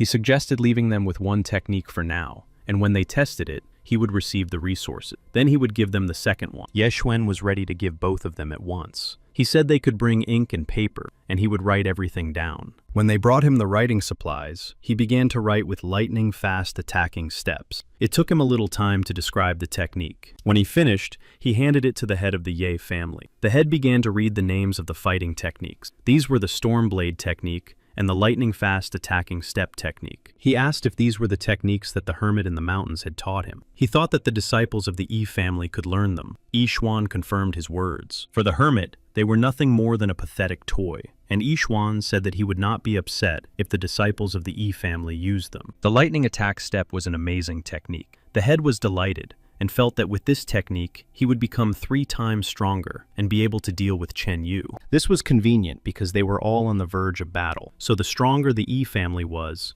the better it would be for them. He added that he would pass these scrolls on to the disciples. He told his assistant to go to the treasury and bring Xuan 900,000 resources, as well as to give him a badge, as the status of the senior heir of the family. The assistant promised to take care of it soon, but he himself could not tear himself away from the scroll describing martial arts. The head added that he forbade them to disclose any information about Yi Xuan's unique body and the techniques he had brought with him. If he found out that the information had leaked outside this hall, everyone would be held responsible. All family members swore to be as silent as the grave. Ye Xuan saw that there was nothing more to do here, and told them to bring all the treasures to his room. Tomorrow, his level would already be higher. Tomorrow, he would show them his new powers. Let that convince them of his seriousness. After that, he promised to reveal his plan. The head of the family summed up the conversation by saying, "So be it." Then he suggested that Ye Xuan rest in his room, as he must be tired from riding through the mountains. The head of the family believed that heaven was on the side of the Ye family, and that Ye Xuan was a blessing sent to them by God. He laughed. The head decided that now he would be stronger and more powerful than the heads of other clans, and their young master would help him in this. Early in the morning, when the birds began to sing with the first rays of the sun, the Yi family's estate was bustling with activity. The treasury servant hurried the porters who were carrying heavy chests, because the young master was waiting for the treasures. He said that they should not keep the young master waiting, otherwise they would be in trouble. He was clearly on edge. They finally brought the young master the items he wanted. Ye Xuan ordered them to bring them inside. The porters carried the chest into the room, placed it on the floor, bowed low, and took their leave. Ye Xuan sat at the table and enjoyed his morning tea. When he noticed that the third steward was leaving after the porters, the treasury servant also wanted to leave quickly, as he was afraid of meeting Ye Xuan and his anger over their previous conversations. But Ye Xuan, remembering their previous meeting, told him to stay, calling him a pig-faced man with big ears. Stammering slightly from fear, the servant stammered that he could be of service to the young master. Ye Xuan approached him, saying that a few days ago, the third steward had been so bold and cruel. The steward lowered his gaze and began to stammer that it was just a misunderstanding, but he thought to himself that it was the end for him. It seemed that the young gentleman had taken offense. He had already decided that he would have to resort to begging and crying to the young gentleman, and he began to wail fearfully that he begged forgiveness and that he deserved to be executed. He should not have behaved so disrespectfully toward the young gentleman. He begged forgiveness for the sake of all the gods. He sincerely begged for mercy. Ye Xuan did not understand why he was so frightened, because he had not even threatened him. He sat there, showing everyone who was in charge now. He told the servant that it seemed he was truly repentant. He would give him another chance. The servant joyfully thanked Ye Xuan for forgiving him, and asked how he could be of service. Ye Xuan already had a plan for him, and had thought everything through in advance. He needed someone like him right now. He wanted the servant to use his connections to find out everything he could about Chen's son. The third steward asked fearfully if he had understood correctly. He was to find out about Chen's son. Ye Xuan's expression frightened him to death. He said it was nothing complicated. His aunt's niece's son worked for the Chen family. He would ask him for help. Ye Xuan didn't care how he did it. He just wanted him to keep in mind that the residents shouldn't find out about it. The steward confirmed that the young master didn't need to worry about that. He would be as silent as the grave. Ye Xuan let him go, warning him that if he completed the task, he would even receive the respect he deserved. The servant bowed and hurried to the exit with great pleasure. He did not want to stay there any longer. Ye Xuan could not wait to open the treasure chest. Closing the door, door, he quickly opened it. There were many gold coins inside. He was delighted to see such enormous wealth, as now he would be able to improve his martial arts skills. He put his hand into the pile of gold coins and gave himself the command to devour. The system was activated. All the coins from the chest instantly merged and flowed into Yi Xuan's body like a golden stream. Streams of energy swirled around him like a whirlwind, filling him with power. The system reported that the absorption was successful. He had reached the 6th level of martial arts. Ye Xuan felt that each level increase was a huge boost. He felt that both his body and his spiritual power had reached new heights. He was bursting with powerful energy. If he met Chen Feng now, he would finish him off with a single blow. Day turned into night. In the morning, Yi Xuan stood in front of the monument, among the members of the Yi family. The head of the Yi family brought him here to demonstrate martial arts. There were 10 levels of martial arts. With each level, the power of the strike increased by 100 kilograms. This monument was designed for the 6th level. The head said that if Xuan broke it with one strike, without resorting to technique, it would mean that he had reached the 6th level. Yi Xuan still hadn't gathered all the energy he needed. He knew it would take some time.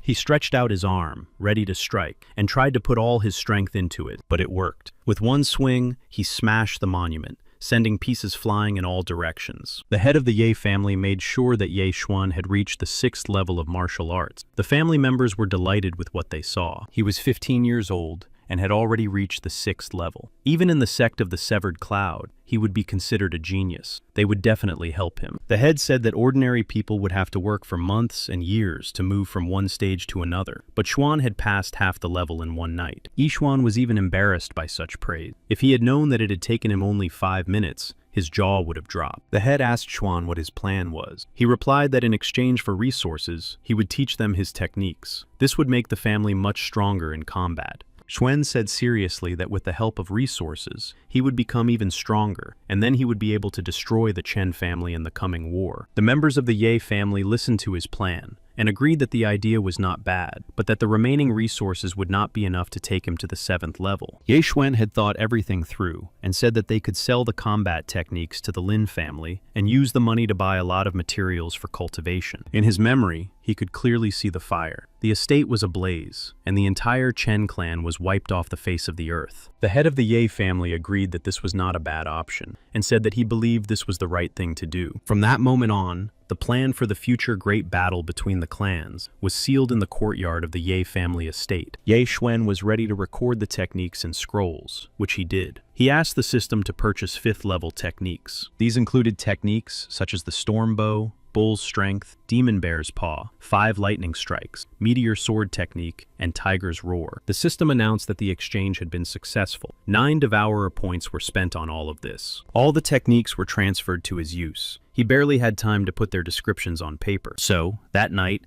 he recorded all the 5th level martial arts techniques, one after another. When the members of the Ye clan began to read their descriptions, they realized that they were worth a lot of money. The 5th level technique, Tiger Roar, would cost at least 500,000. The head of the Ye family believed that with these techniques, they would be able to deal with the Chen family. He told Xuan to wait a little longer. He added that he would personally check the remaining resources in the treasury and send everything to him. Yi Xuan counted on the members of the Yi clan and their support. The next morning, as Xuan went to the backyard of the Yi estate where Liu was, he quietly opened the door to her room. Xuan saw that she was already sitting up in bed. He quickly went over to her and asked why she had gotten up when she had only just regained consciousness. It would be better for her to rest. Liu raised her beautiful, trusting eyes to Ye Xuan. The girl was still weak, but she felt much better. The next second, she threw herself into his arms. She had thought she would no longer be able to serve him. Ye Xuan began to scold her for getting out of bed before she had regained her strength, and for the thoughts that had crossed her mind. He added that he would never abandon her. The young master kindly offered to bring her something to eat, as she must have been hungry after 2 days of illness and suffering. Looking at her master, Liu wanted him to stay with her for a little while longer. She understood that he had saved her. Sister Qingqing had already gone to get food. Ye Xuan was upset when he heard this. He didn't understand where she had gone. They had enough food after all. Liu told him that she had said she knew a restaurant that served food that would speed up recovery. He called her silly and said that Qingqing probably just wanted something tasty and could have told him directly. Just then, someone knocked on the door, and one of the servants reported that a letter had been delivered to the young master, a personal and very urgent one. Ye Xuan allowed the man to enter the room and took the letter from him and began to read it. His eyes widened in fear at the text. Someone had written that if he wanted to save this girl, he had to come to the forest, located 5 kilometers north of Lianyun.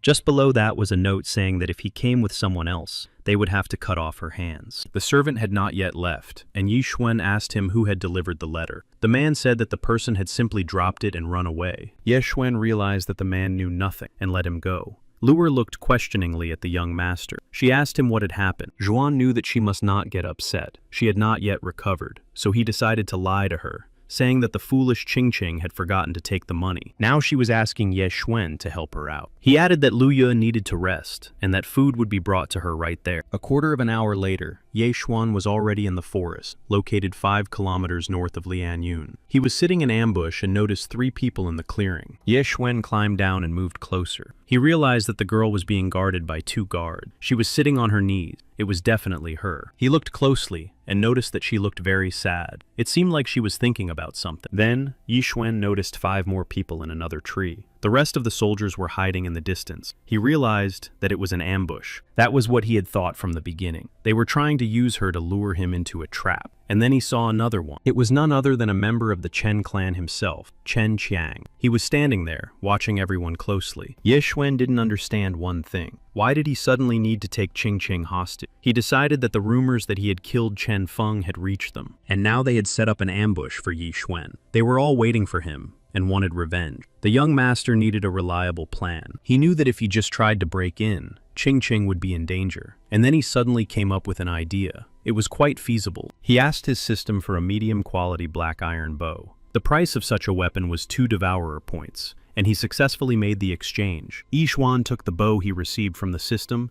and pulled the string to deliver his first surprise attack on his enemies. The arrow flew straight towards where Qingqing and her 2 guards were sitting. It was a little dangerous. All 3 noticed the sharp arrow rushing towards them. It all happened in a flash.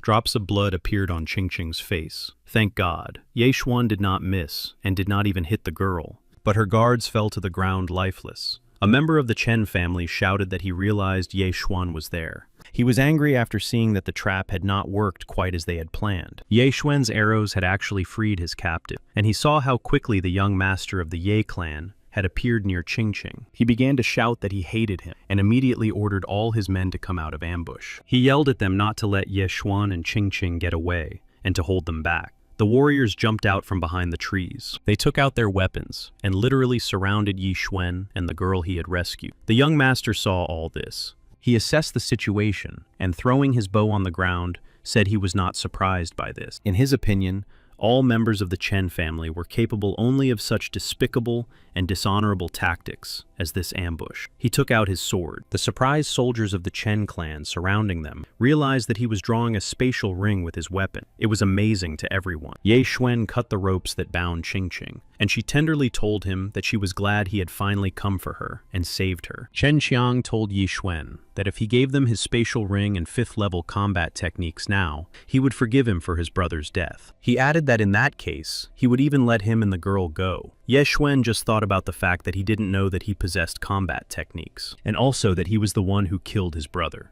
And then it occurred to him that there was a spy in his Ye clan. He turned around and saw Qingqing's face. The girl was happy and humming something. She could only prevent Ye Xuan from defeating his enemies. He decided that it was worth pretending to agree. Later, he would have the opportunity to deal with everyone. He decided that he would go along with it so that he could destroy them all at once later. He looked at the surprised Qingqing and ordered her to run, saying that he would take care of everything himself. The girl said that she would never run away. After all, Ye Xuan had come to save her, and she couldn't just leave him here with the enemies. Ye Xuan replied that she would only get in his way now. If she was caught again, it would be the end for all of them. He asked her once more to listen to his request. Their conversation was interrupted by the nervous brother Chen Song, who kept asking what Yi Xuan had decided. The young master turned to him and replied that he wanted to be sure that they would keep their promise and let them go. Chen Qiang replied that this was a matter of course. He was not called that for nothing, and he always kept his word and his promises. Ye Xuan decided that it would be great if this turned out to be true. He told him that he agreed to these terms. Chen Qiang called one of his men and ordered him to quickly finish the deal with Ye Xuan. The man ran up to the young master and, holding out his hand, told him to give everything up quickly. At that moment, Ye Xuan shouted that he should catch it and threw his weapon at it. The ring flew straight at the warrior from the Chen clan. He couldn't even utter a single word. A strange and frightened expression froze on his face. His body fell to the ground, cut in two. Chen Qiang shouted at Ye Xuan that he was an insolent man who was probably tired of living. He said that now he would take everything he wanted from him when he was done with him. He immediately ordered all his men to attack Ye Xuan at once.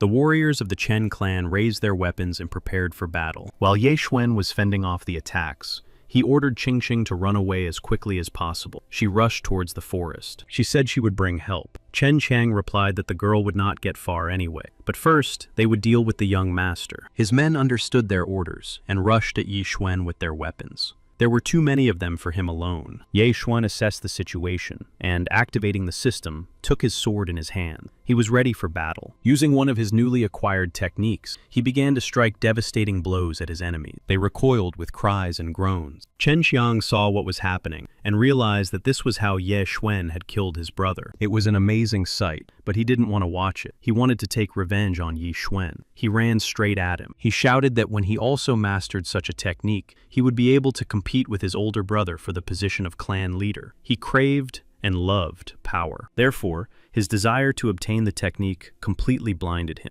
At that moment, Ye Xuan was fighting one of the warriors of the Chen clan. At one point, he turned around and noticed Chen Qiang behind him. He shouted and prepared to attack, but Ye Xuan managed to jump to another place. Chen Qiang said that he could see how fast the guy was, and that it was most likely also one of the 5th level techniques. He said that the old man from the Ye clan had not lied. He ran towards Ye Xuan again, shouting at him to be brave and fight him instead of running away. Then the young master replied that he was ready for battle. He quickly drew his blade and jumped into the air to attack his enemy. He used the triple piercing thunderblade technique, and suddenly, not one, but 3 sword tips were coming at Chen Qiang. He was shocked, and then there was an explosion. All the energy from the technique was eliminated. They were both thrown to the side. Ye Xuan looked at his opponent and said that he could see that he had quite strong claws. The latter only replied that he understood that Ye Xuan had indeed reached the 6th level of martial arts. And then a question arose in the young master's mind. He asked his enemy how he knew this, since it was supposed to be kept secret by the members of the Yi clan. But Chen Qiang did not want to continue small talk, and only shouted that he did not need to know. He used the fire technique again, and prepared to attack Ye Xuan. He rushed at the young master. He wanted only to send him to hell with his own hand. Ye Xuan realized that he was losing his balance and falling, but then he managed to hold on to his sword and sharply directed it towards his opponent. Ye Xuan managed to use his technique again, and Chen Qiang's eyes reflected fear and panic. Ye Xuan's blade cut his chest, and bottles containing some kind of potion began to fall out. Chen Qiang watched in horror. Ye Xuan also understood that they could not be missed. They scattered to the sides of the falling vessels, and both grabbed one with their hands. Ye Xuan managed to grab a bottle with a bluish solution inside. He looked at it with interest. He said that it looked like a regeneration potion. He turned around and noticed Chen Qiang behind him. He told him that it seemed that he needed this potion now, which was why he had come with him to the fight. Chen Qiang silently looked at the young master, who simply took the bottle and hid it in the Devour's dimension in his clothes. Seeing who was in front of him, Chen Qiang thought that it was not too late to simply hide from here, but he could not have imagined that there would be so many problems. He decided that without his second potion, he would definitely lose now, so he opened the bottle and drank the liquid. Ye Xuan saw what happened to him after that. He stood in the rays of red light, and his eyes turned bright red. It was clearly a potion that gave him some extra strength and abilities. Chen Qiang roared like a beast. Ye Xuan only had time to jump away from him as quickly as possible. He asked if it was really a potion for exploding his own chi. And then Chen Qiang ran up to him and shouted that this was it, and now he would finish off the insolent guy. It was a pill that changed a person's internal state and amount of chi energy. It temporarily made him stronger by 1, or, in extreme cases, 2 levels. Chen Qiang roared that even the heavens were on his side, and now his strength was comparable to the 7th level of martial arts. He rushed towards Ye Xuan, shouting that the time had come for the young master of the Yi clan to die. He pushed off the ground, and Ye Xuan noticed with horror how strong and agile he had become. He quickly grabbed his blade, and, using 6th level martial arts techniques, rushed into a counterattack. Creating a spatial ring and jumping up,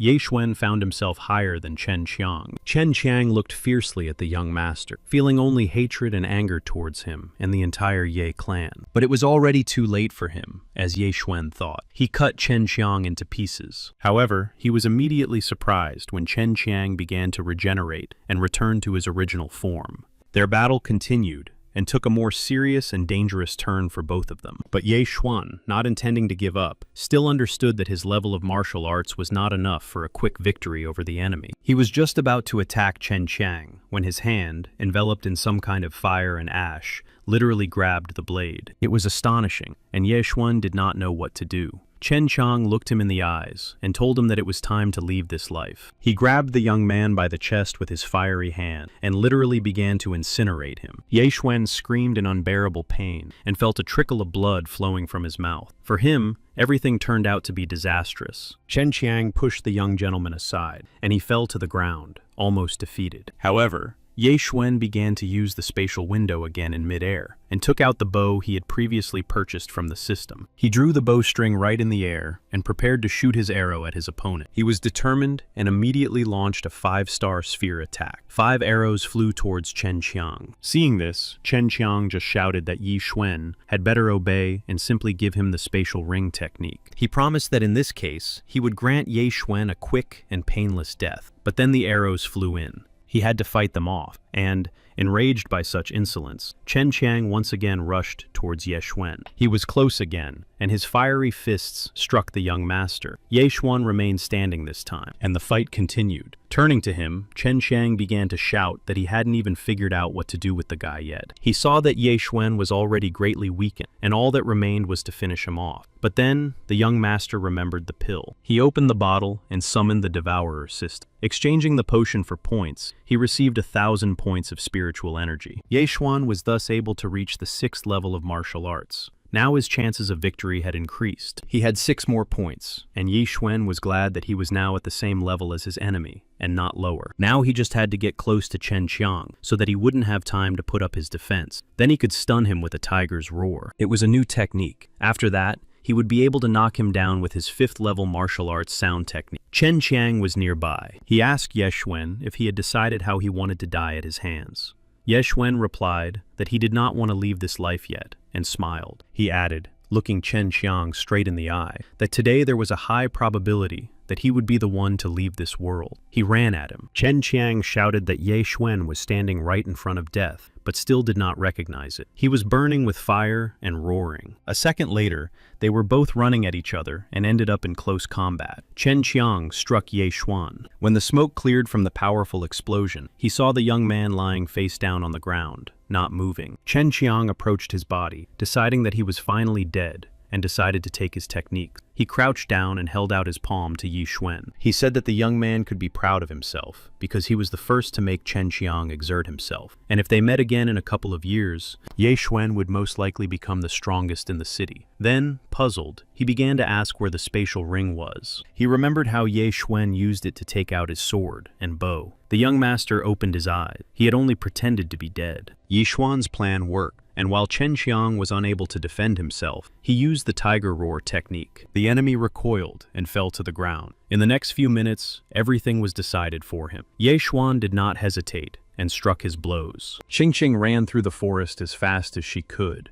At one point, she heard a cry and a flock of birds flew up from the trees. The girl looked at the sky and decided that Ye Xuan was in big trouble. At that moment, Chen Qiang, sitting on the ground, asked the young master why he was still alive. He was sure that he had inflicted crushing and devastating damage on him. Ye Xuan replied that while he was spinning in the air, he had managed to drink a regeneration potion. It not only instantly healed all his wounds, but also restored his spiritual strength. He added that it was the best healing potion in the world. He took his sword out of his spatial ring and, pointing it at Chen Qiang, asked him how he had found out about all the internal affairs of the Ye clan. Chen Qiang just stared silently at his enemy, and everything happened quickly. Qingqing did not understand who had won. She suddenly heard someone's footsteps. The girl turned around and noticed a silhouette behind a tree. When he came closer, she realized it was Ye Xuan. He was alive. Ching was delighted and ran up to him. She asked if he was all right and where all the people were. He replied that he was fine and that the enemies were gone. He suggested that the girl return with him to the Yi clan's estate. She gladly agreed. After a while,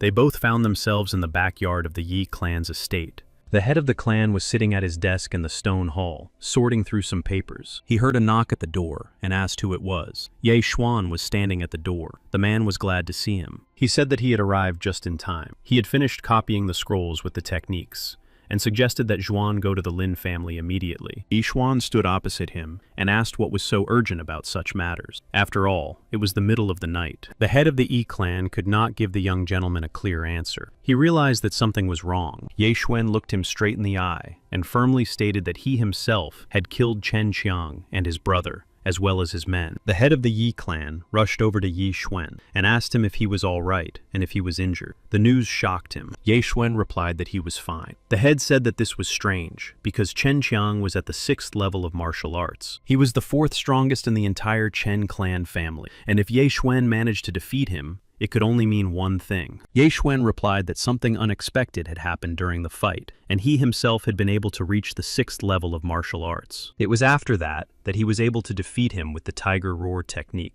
The head asked Xuan to sit down, and replied that he was very glad that he was okay. He asked why Ye Xuan had decided to eliminate Qian Qian after all. He suggested that their family members had learned of the death of Chen Feng's brother. Yi Xuan walked to the back of the room and sat down opposite the head. He replied that they had not learned anything yet. However, he now understood that there was a traitor in the ranks of the Ye clan. He looked sternly at the head. The head's legs buckled at this news, and he asked Ye Xuan if he knew who the spy was. The young master stated firmly and confidently that he knew, and that it was their chief elder. The clan leader asked how sure Yi Xuan was of this. He replied that he had to work hard to get the truth out of Chen Qiang. The elder had lost 20 million to the Chen family in bets. That's why he was being blackmailed, and he did what he did to save his own skin. The clan leader flew into a rage. He slammed his hand on the table and even jumped up from his seat. He never expected their chief elder to be a gambling scoundrel. He shouted indignantly about how Chen Qiang dared to betray the family. The family head calmed down a little and asked Ye Xuan if he knew anything else. Ye Xuan shared his thoughts.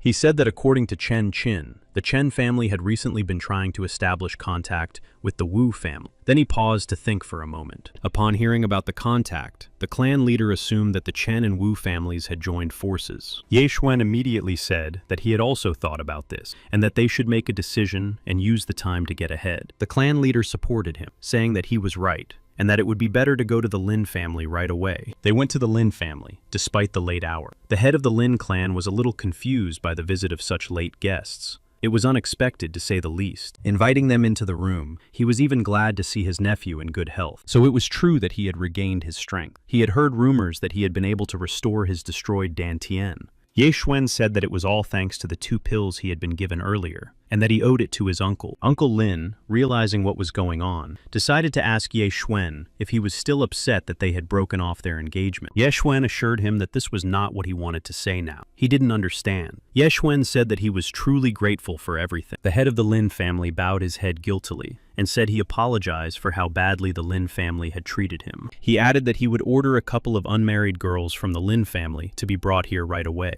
Ye Xuan would choose the one he liked. The young master liked this idea. He was a little embarrassed, but in a low voice, Ye Xuan asked Mr. Lin not to joke like that anymore. Ye Xuan thought about why he should choose. If anything, he would take them all at once. The head of the Ye family asked Lin not to joke with Ye Xuan. The head of the Ye clan said that they had both come here at such a late hour for a very important matter. He took out the scrolls describing the 5th level martial arts techniques that Ye Xuan had shared and showed them. The head of the Lin clan looked at them and saw that they were 5th level techniques. He said that if he understood correctly, they were very good. The head of the Yi clan said that no one in the city knew about them yet. Lin looked seriously at the man and asked where the head of the Yi clan got them. The head of the Yi clan boasted that he had a whole bunch of 4th and 5th level techniques with full descriptions. He added that if Lin was interested in owning them, he would like to sell them to the Lin family. Lin was very happy about the opportunity to acquire all the techniques that were unknown in Lan Yuan. It was a great deal for everyone. The head of the Yi family confirmed his desire to sell them, but there was one condition. Lin immediately frowned because he wanted to own them as soon as possible, without any conditions. The clan head did not want gold as payment. He needed consumables for cultivation, which were natural gems, heavenly and earthly treasures of any level, and in unlimited quantities, as much as could be obtained overnight. He asked Lin if he agreed to these terms. Lin didn't think for a minute. It was easier than easy. He promised to gather everything quickly. Xuan saw that he had bought more than a dozen fifth-level techniques without batting an eye. It seemed that the Lin family was rich, and much richer than the Ye family. The head of the Lin clan said that his servants were already gathering the items, and would soon deliver them to the head of the Ye clan. After dealing with this matter, the head of the Yi family said that now he wanted to talk about the reason they had come. Lin was surprised and asked if the head of the Yi clan had come in the middle of the night not to sell the technician. He became curious about what he wanted to involve him in. The matter was serious, so the head of the Yi family got straight to the point. He had received confirmed information that the Chen and Wu families had joined forces. Late at night, the clan leaders had agreed on a matter that could not be delayed. Upon hearing about the alliance, Lin became very tense, so they had decided to form an alliance. The head of the Yi clan confirmed that this was indeed the case. They had joined forces to destroy the Yi family, and when the time came, it would be too late. Lin understood everything. He assured the head of the Yi clan not to worry. He would not wait humbly for the fall of the Yi family. The two clan leaders sealed their agreement with a strong handshake. Lin and Yi were now allies in this battle. Lin said that this was not up for discussion because they were brothers until the end of their days, in sickness and in health. Xuan watched them and even enjoyed their behavior a little. It looked very heartfelt. The most important thing in clan battles was the fighting of their strongest representative. Lin said that the ruler of the city of Tian had the 8th level of martial art. His father could compare with him. Now he lives in seclusion, but they must not underestimate their enemies. When he returns, they will destroy the Wu and Chen families. The head of the Ye clan understood that with his new techniques, Elder Lin would soon reach the 9th level. He cheerfully declared that he was congratulating him in advance. They would definitely help them in the joint battle. Mr. Lin gladly accepted these congratulations. He looked satisfied. Then there was a knock at the door. Lin turned to Brother Yi. It seemed that the resources for cultivation were ready. He would assign people to escort them home. He kept his promise. A carriage with treasures and materials, accompanied by guards, was waiting for them at the entrance. After finishing all the preparations, the heads said goodbye, wishing each other all the best. The head of the Yi clan said he hoped they would meet again soon. A carriage with valuable cargo drove along the deserted night streets of the city. Besides the guards, Xuan and the head of the Yi family walked alongside it. The head of the Yi clan asked Xuan if this would be enough for him to move on to the next level. Xuan was satisfied. With a broad smile, he was convinced that this would be enough to take him to the 7th level of martial arts. At the same time, people in black moved almost silently and lightning fast across the roofs of the city's houses. The head told Ye Xuan that all this was certainly amazing. The boy was only 15 years old, and he had already reached the 7th level of martial arts. At some point, Ye Xuan suspected something. For some reason, the birds flew up, frightened by something. The head continued to say that if he ever decided to join the Lei Yun sect, their leader would take him as a disciple. He wanted to conclude by saying that when that happened, the status of the Ye family would rise. But he did not have time to finish because a black shadow darted from the roof. Xuan saw the danger and managed to warn the head of the family. He had long since realized that they were being watched. He jumped in front of him with lightning speed, putting his hand forward. The fight between the young gentleman and the man in black began. Shu Yuan thought that this ambush might even be from the Lin family. He concentrated his energy, preparing to repel the attack. One of the attackers in black gave the command to attack to the others. He was not alone here. They began to jump down from the roofs of buildings. The first jumped onto the carriage. The next rushed after him. The head of the Ye clan saw Ye Xuan rush into battle with them, but he was worried because Ye Xuan was not yet at the required level. The combined attacks of two 6th-level warriors could be a problem even for someone in the middle of the 7th level. Xuan was very fast, but these guys were also good. They jumped from place to place as if they were flying. They seemed to be working in pairs. Soon after their attack, the carriage's escort was completely eliminated. The head of the Ye family thought that things were bad, but he couldn't remember where he had seen this before. Then, in the movements of the ninjas who attacked them, he recognized the technique of the Wu family. It was a technique called the joint attack of the swimming fish. Xuan once again barely dodged these guys in black. He was clearly not skilled enough to defeat them. He looked for the head of the family, who was now struggling to survive. Xuan thought he had to deal with this as quickly as possible. Otherwise,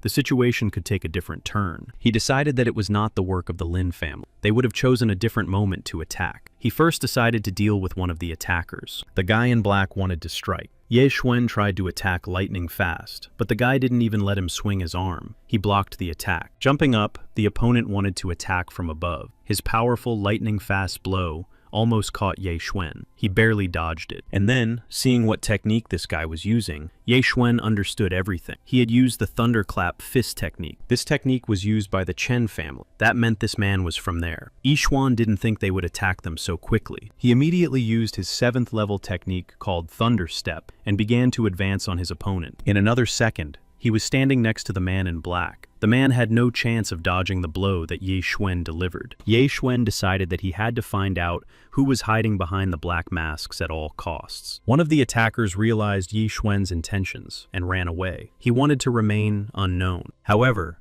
Ye Xuan sped up and did not let him get away, tearing the mask from his face. What a surprise it was when the mask came off and he realized who was in front of him. He did not want to believe his eyes. He saw the face of the first elder of the Ye family clan. The man was stunned by the surprise and could not utter a word. While he stood frozen in confusion in front of the elder, another rival in black jumped off the roof behind him. Ye Xuan realized that he still had a long struggle ahead of him, and his strength was already depleted. He needed to replenish his energy immediately, and then he remembered something. He rushed to the carriage with the resources. One of his enemies caught up with him and threw Ye Xuan right into the carriage, which shattered into pieces. Ye Xuan barely got up, grabbing the chest with resources with his hand. And then he understood everything at once. He urgently needed the resources stored in the chest. He needed to raise his level immediately. Ye Xuan did not think long, and simply touched the chest with his hand and switched to the devouring technique. The system reported that the devouring was complete. He had reached the initial stage of the 7th level of martial arts. The system also reported that after devouring the resources,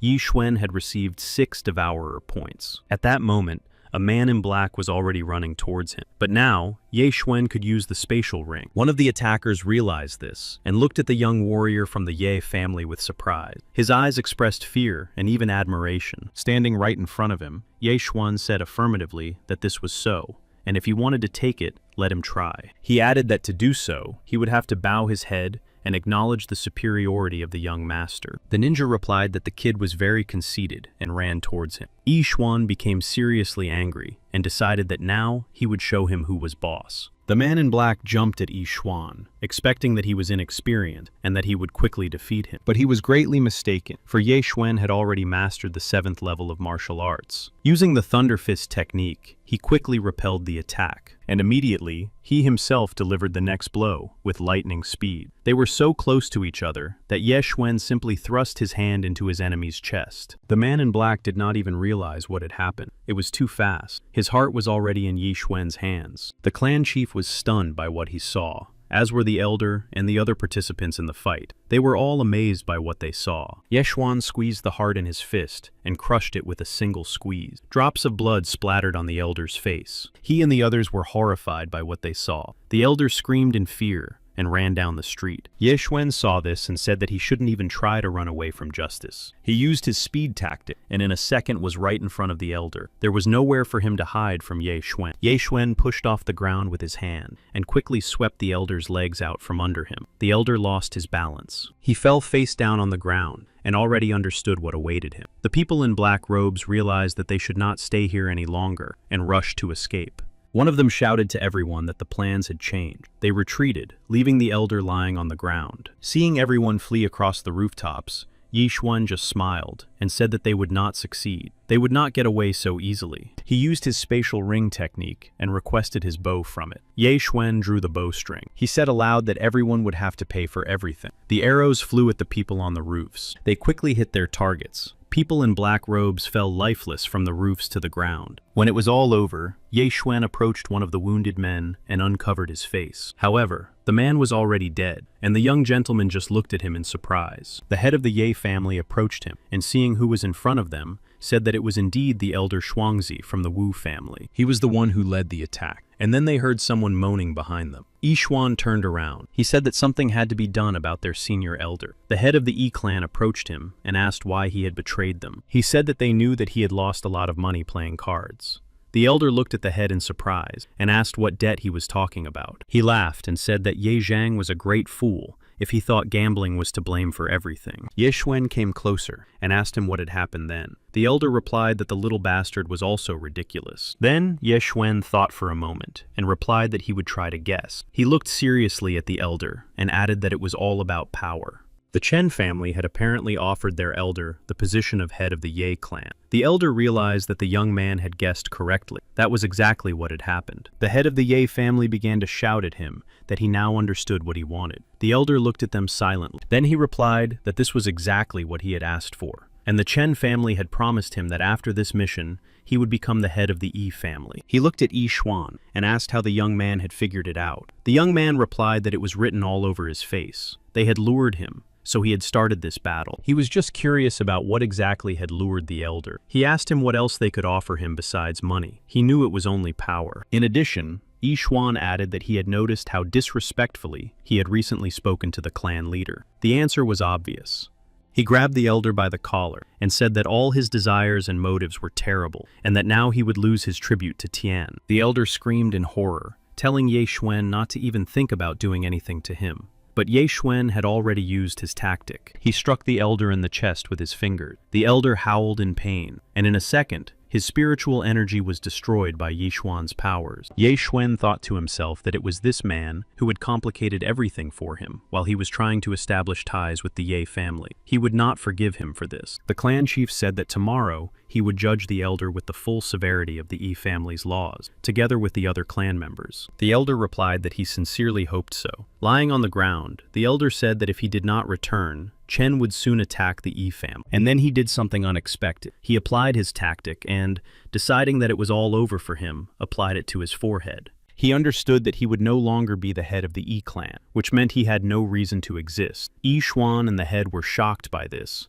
but could do nothing. Apparently, the Wu and Chen families had been preparing for something like this for a long time. This put the Yi family at a disadvantage. They had to catch them off guard before they gathered all their strength. The Yi family needed to unite with Lig and attack Chen that very night. The head said that until the old man Lin returned from his seclusion, they would have to wait and not attack the Wu family. He ordered Zhuan to contact the Lin family, while he himself would return to the estate and gather people. They agreed to meet near the Chen estate. Ye Xuan understood everything and quickly hurried to Lin. At that time, people were already making their way to the Chen family estate. The trained warriors quickly and quietly eliminated the guards of the house. It was not very difficult. Ye Xuan and his uncle from the Lin family stood on the porch and gave orders. In the backyard of the Chen estate, one of the family members was playing with his concubine. They asked him not to run away from them. The girls played tag with him, blindfolding him. He asked them to behave themselves and come to him on their own. Yi Xuan watched them. He was on the roof of one of the buildings in the backyard and immediately heard him say that one of the girls had finally been caught. He said that she had behaved badly, and now this bad girl would get what she deserved. He giggled along with the girl. She said that she allowed the young gentleman to joke with her like that. They were planning an intimate meeting. And then Ye Xuan, who was watching the young gentleman from the Chen family, took his bow out of his spatial ring.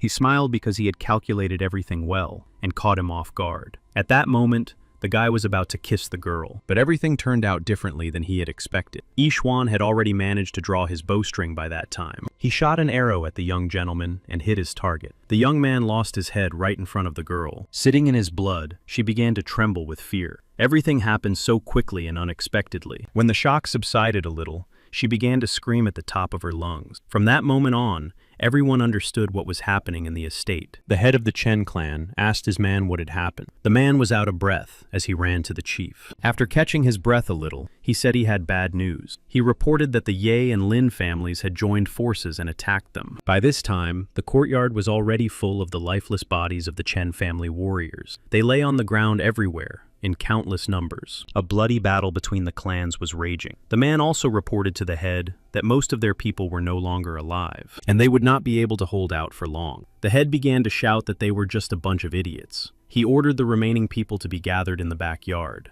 He added that they would all continue to fight alongside him. The man obeyed the order. The battle continued. That night was stained with blood. The bald man saw his men falling around him. They were eliminated one by the people of the Yi and Lin family. Then he noticed arrows and raised his head. Yu Xuan himself was sitting on the roof of the building, looking at him with a bow in his hand. He pulled the bowstring again and attacked. the arrow struck the man. Following him, he took out 3 more people next to him. Yue Xuan decided that he had enough skill to strike enemies on both the left and right. All he had to do was bend his bowstring slightly. He decided that once they had dealt with the Chen family, he would devour all their treasures. He would use the points he earned to improve his star arrow skill. The head of the Chen clan saw the head of the Ye clan and started shouting at Ye Chang, calling him an old fool. He wanted to attack him from behind and eliminate him, but Ye Chang turned to him and said that he had appeared just in time. Ye Chang ran straight towards the head of the Chen clan, and their forces and energies collided with each other. It was like an explosion. After a while,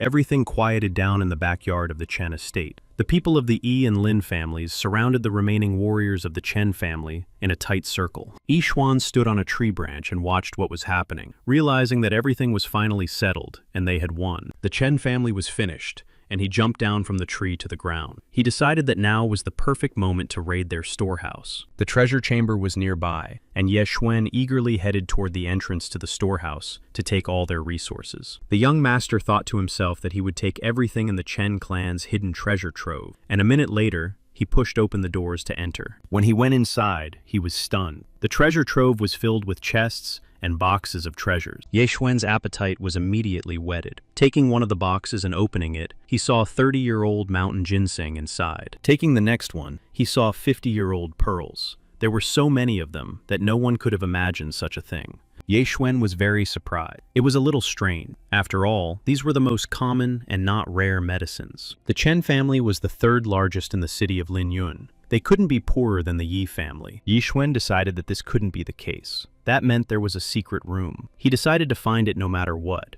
He continued his search. Ye Xuan thought to himself that it must be somewhere here, and in it were all the treasures of the Chen family. Finally, his search was successful. He pulled the handle of the candlestick, and the door opened. He found the storage room with what he needed. It was a well-hidden secret room. The Chen family had quite a lot of resources in its coffers. He immediately began to devour everything. This allowed him not only to reach the middle of the 7th level of martial arts, but also to awaken a rare, hereditary trait. When he left the treasure room, the system notified him of this. There were indeed a huge number of resources and treasures. With the help of the Devourer's system, Ye Xuan learned about the pedigree of hundreds of beasts. So far, his progress was only 1 point out of 100, but it was a start. The lineage of 100 beasts requires the consumption of the bloody essence of 107th rank demonic beasts to fully reveal itself. This would result in such progress that upon completion, it would incredibly increase the physical strength of its master. Yi Xuan pondered. Apparently, he would have to go to the Lanyun Mountains once again to hunt demonic beasts. But first, he had to deal with the Chen and Wu family. When he returned, he saw many dead bodies in the courtyard of the Yi family. The Ye family's warriors were gathered in front of the house.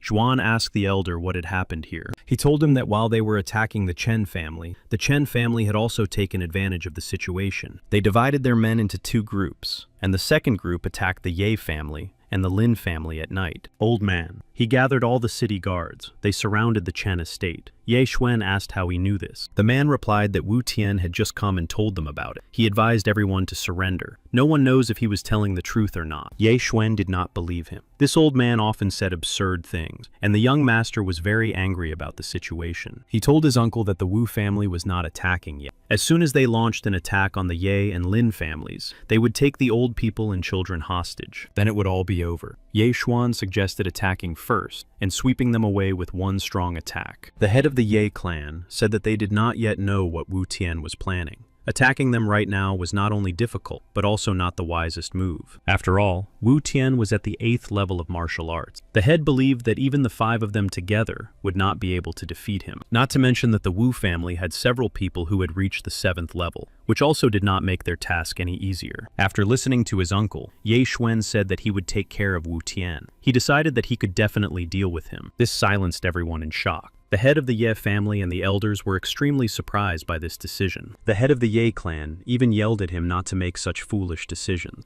After all, he was the future of the Ye family. Ye Xuan reassured his uncle, saying that he would not rush into danger. He had already mastered several 7th level techniques and had reached the middle of the 7th level. Of course, he was not saying that he would easily defeat him, but he was not going to lose to him either. Meanwhile, they would have to deal with the warriors who had reached the 7th level of martial arts, and then they would help him with Wu Tian. After listening to him, the head of the Yi family could find no more arguments to stop Yi Xuan. He turned to everyone and said that he had decided to go along with it. He only advised Yi Xuan to be careful. Ye Xuan understood everything, and, having made this decision, now wanted to properly prepare for the upcoming battle. He took his bow and turned to the system to exchange his Devourer points for an upgrade called Star Arrow of Chaos. Everything sparkled and spun in the energy field that was created. The system gave the result. The exchange was successful. As a result, 20 Devourer points were spent. The Star Arrow of Chaos reached the 7th level. At the same time, the best warriors, led by the Elder himself, gathered in the courtyard of the Wu Tian family. The head of the Wu Tian clan decided to give a speech. It was intended for the Ye and Lin family. He said that they only had time until the incense burned out. After the allotted time had elapsed, they would all remember his words and pay for what they had done. Ye Xuan had already heard him. He was already in the backyard of the Wu Tian family and had chosen an observation point for himself. A minute later, in 2 lightning-fast jumps,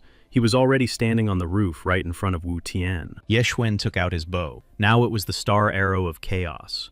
Its fiery arrows aimed at the warriors of the Wu Tian family. The star arrow in Yi Xuan's hands was a formidable weapon. It gave him the opportunity to approach Wu Tian's level. Pulling the bowstring and aiming it at Wu Tian himself, he turned to him and said that he would fight him if he was brave enough. Ye Xuan released the bowstring and fired the arrows to show everyone his level. Wu Tian was angry to see that Ye Xuan was up to something again. He frowned, trying to figure out his tricks. The arrows fell in the courtyard, creating an endless field of fire. The head of the Wu clan also possessed certain techniques. Ye Xuan's main target was Wu Tian, so he shot an arrow at him. It almost reached its target, but was deflected by Wu Tian's power. Wu Tian caught the next arrow right in front of his face at the last second. He was the strongest warrior in his clan. However, he was unable to stop the rest of the arrows, and they flew into the children and warriors of Wu Tian's family. They fell, breathless. Wu Tian roared in rage and shouted at Yi Xuan for daring to attack his children in front of him. He said that Yi Xuan would pay for this 100-fold. Ye Xuan stood on the roof, taking up a comfortable position for attack and continuing to deal with his men. The arrows hit their targets with great accuracy, without missing a single one. But his main task was to provoke Wu Tian himself into a duel. The head of the Wu clan recognized the young man as the youngest master, and calling him by name, looked sternly and angrily into his eyes. Ye Xuan did not deny that it was him, and that he was from the Ye family. He replied that it was so, and this impressed Wu Tian. Ye Xuan told Wu Tian that if he still refused to fight him, he would continue to destroy the younger generation of the Wu family. Wu Tian was forced to admit that he was worthy of respect, having reached the 7th level of martial arts at such a young age. He rushed towards the building on whose roof Ye Xuan was standing. He said that he would help the boy end his life quickly. At the same time, the head of the Ye clan ordered his men to attack. A new battle between the clans began. The warriors on both sides attacked each other with fury and ferocity, delivering deadly blows. The head of the Ye family shouted at them to fight for the honor and dignity of the Ye clan. He led them forward. Ye Xuan saw the head of the Wu clan quickly approaching him. He fired a couple of arrows downward. Then, with a sharp jump, he leaped up from the roof. He was running away from his enemy. However, the head of the Wu clan possessed both speed and the necessary skill. He dodged Yi Xuan's arrows, and at some point caught up with him. He grabbed the young man by the chest with his fiery hand, and Yi Xuan felt a bright and unbearable pain in that spot. Ye Xuan looked down and saw the head of the Wu clan fighting with enemies from the Wu clan. It was not easy for him. The head of the Wu clan told Ye Xuan that he was a fool if he planned to help others while in his hand. He said that he would have to pay for everything. He began to shout furiously, gathering his fire and destruction technique, and in the next second, he attacked the young man. The young master felt pain in his chest from the blow and cried out. It was unlike anything he had ever felt before. A second later, he began to cough up blood. Yi Xuan realized that his strength was not enough. The head of the Wu clan grabbed him sharply by the hair on his head. He shouted that now he would finish off the young gentleman. He was about to strike him again, but everything changed. Something flew past his head and rolled across the ground. The head of the Wu clan was distracted, and Yi Xuan was able to jump aside. They both stood on the ground and looked to see what it was. Something rolled across the backyard of the estate. It was moving fast enough that it was impossible to see what it was right away. But then it stopped, and the head of the Wu clan and Ye Xuan himself could see that it was a severed human head. The head of the Wu clan began to cry with tears in his eyes.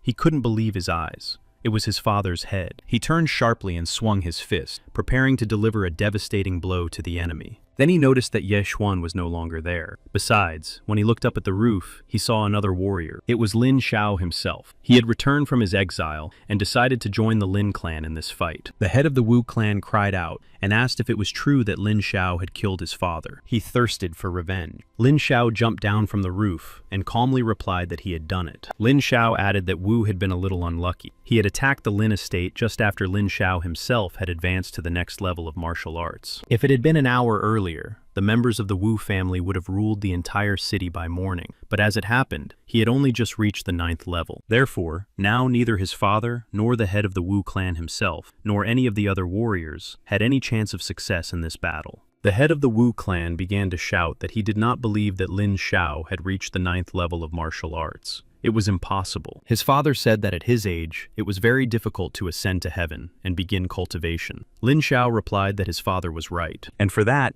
he needed the guidance of the elders of Yu. He added that people of great power will always find a way to improve their level. Lin Xiao asked the head of the Wu clan if he would surrender now. Then he would let him live, and he could pay for everything with only his tribute to Tian. The head of the Wu clan replied that he had no intention of surrendering. He ran straight at the enemy from the Lin family, shouting that one of them would die in battle today. 5 minutes later, there was a loud explosion, and rocks fell to the ground. This was the result of their battle. When the dust and smoke cleared a little, everyone saw someone's legs under the rubble. The man was no longer moving. The warriors of the Wu family realized that their leader had died. They looked at his body with shock and fear. The other participants in the battle, including the members of the Lin family, also turned around. Someone was clearly approaching them, and the head of the Ye clan took his attention away from the battle and began to watch closely. Even Ye Xuan himself, seeing everything that was happening, silently stared at the man. Everyone understood that it was Lin Xiao himself standing before them, and it was he who had killed the head of the Wu clan.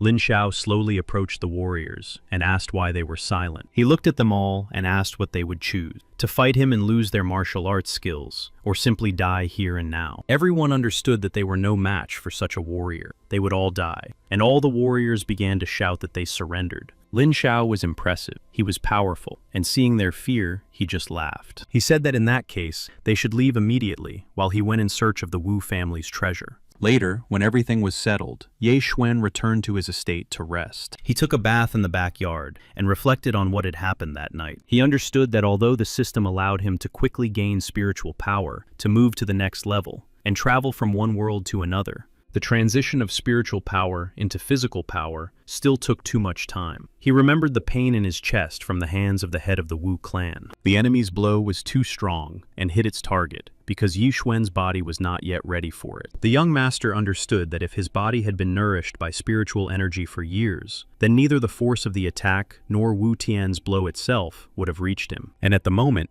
his main weakness was precisely his physical strength. He decided that it was time for him to return to Lanyun at the age of 18, and there he would hunt 7th rank monsters. Suddenly, Qing ran into his room. She called out to Ye Xuan, and he blushed with embarrassment and covered himself. He told the girl that he was actually taking a bath. She replied, a little embarrassed, that she had nothing to be afraid of, and that she had come to see him on business. Qing came closer and laughed at the fact that Ye Xuan, despite being an adult, still washed himself with flower petals. Ye Xuan replied that it was none of her business. She turned away and said that he was boring. She even seemed a little upset. Qing said that she knew that the Wu and Chen clans no longer existed, and that she would like to be introduced to the sect of the Severed Cloud. Ye Xuan replied that she should wait a few more days.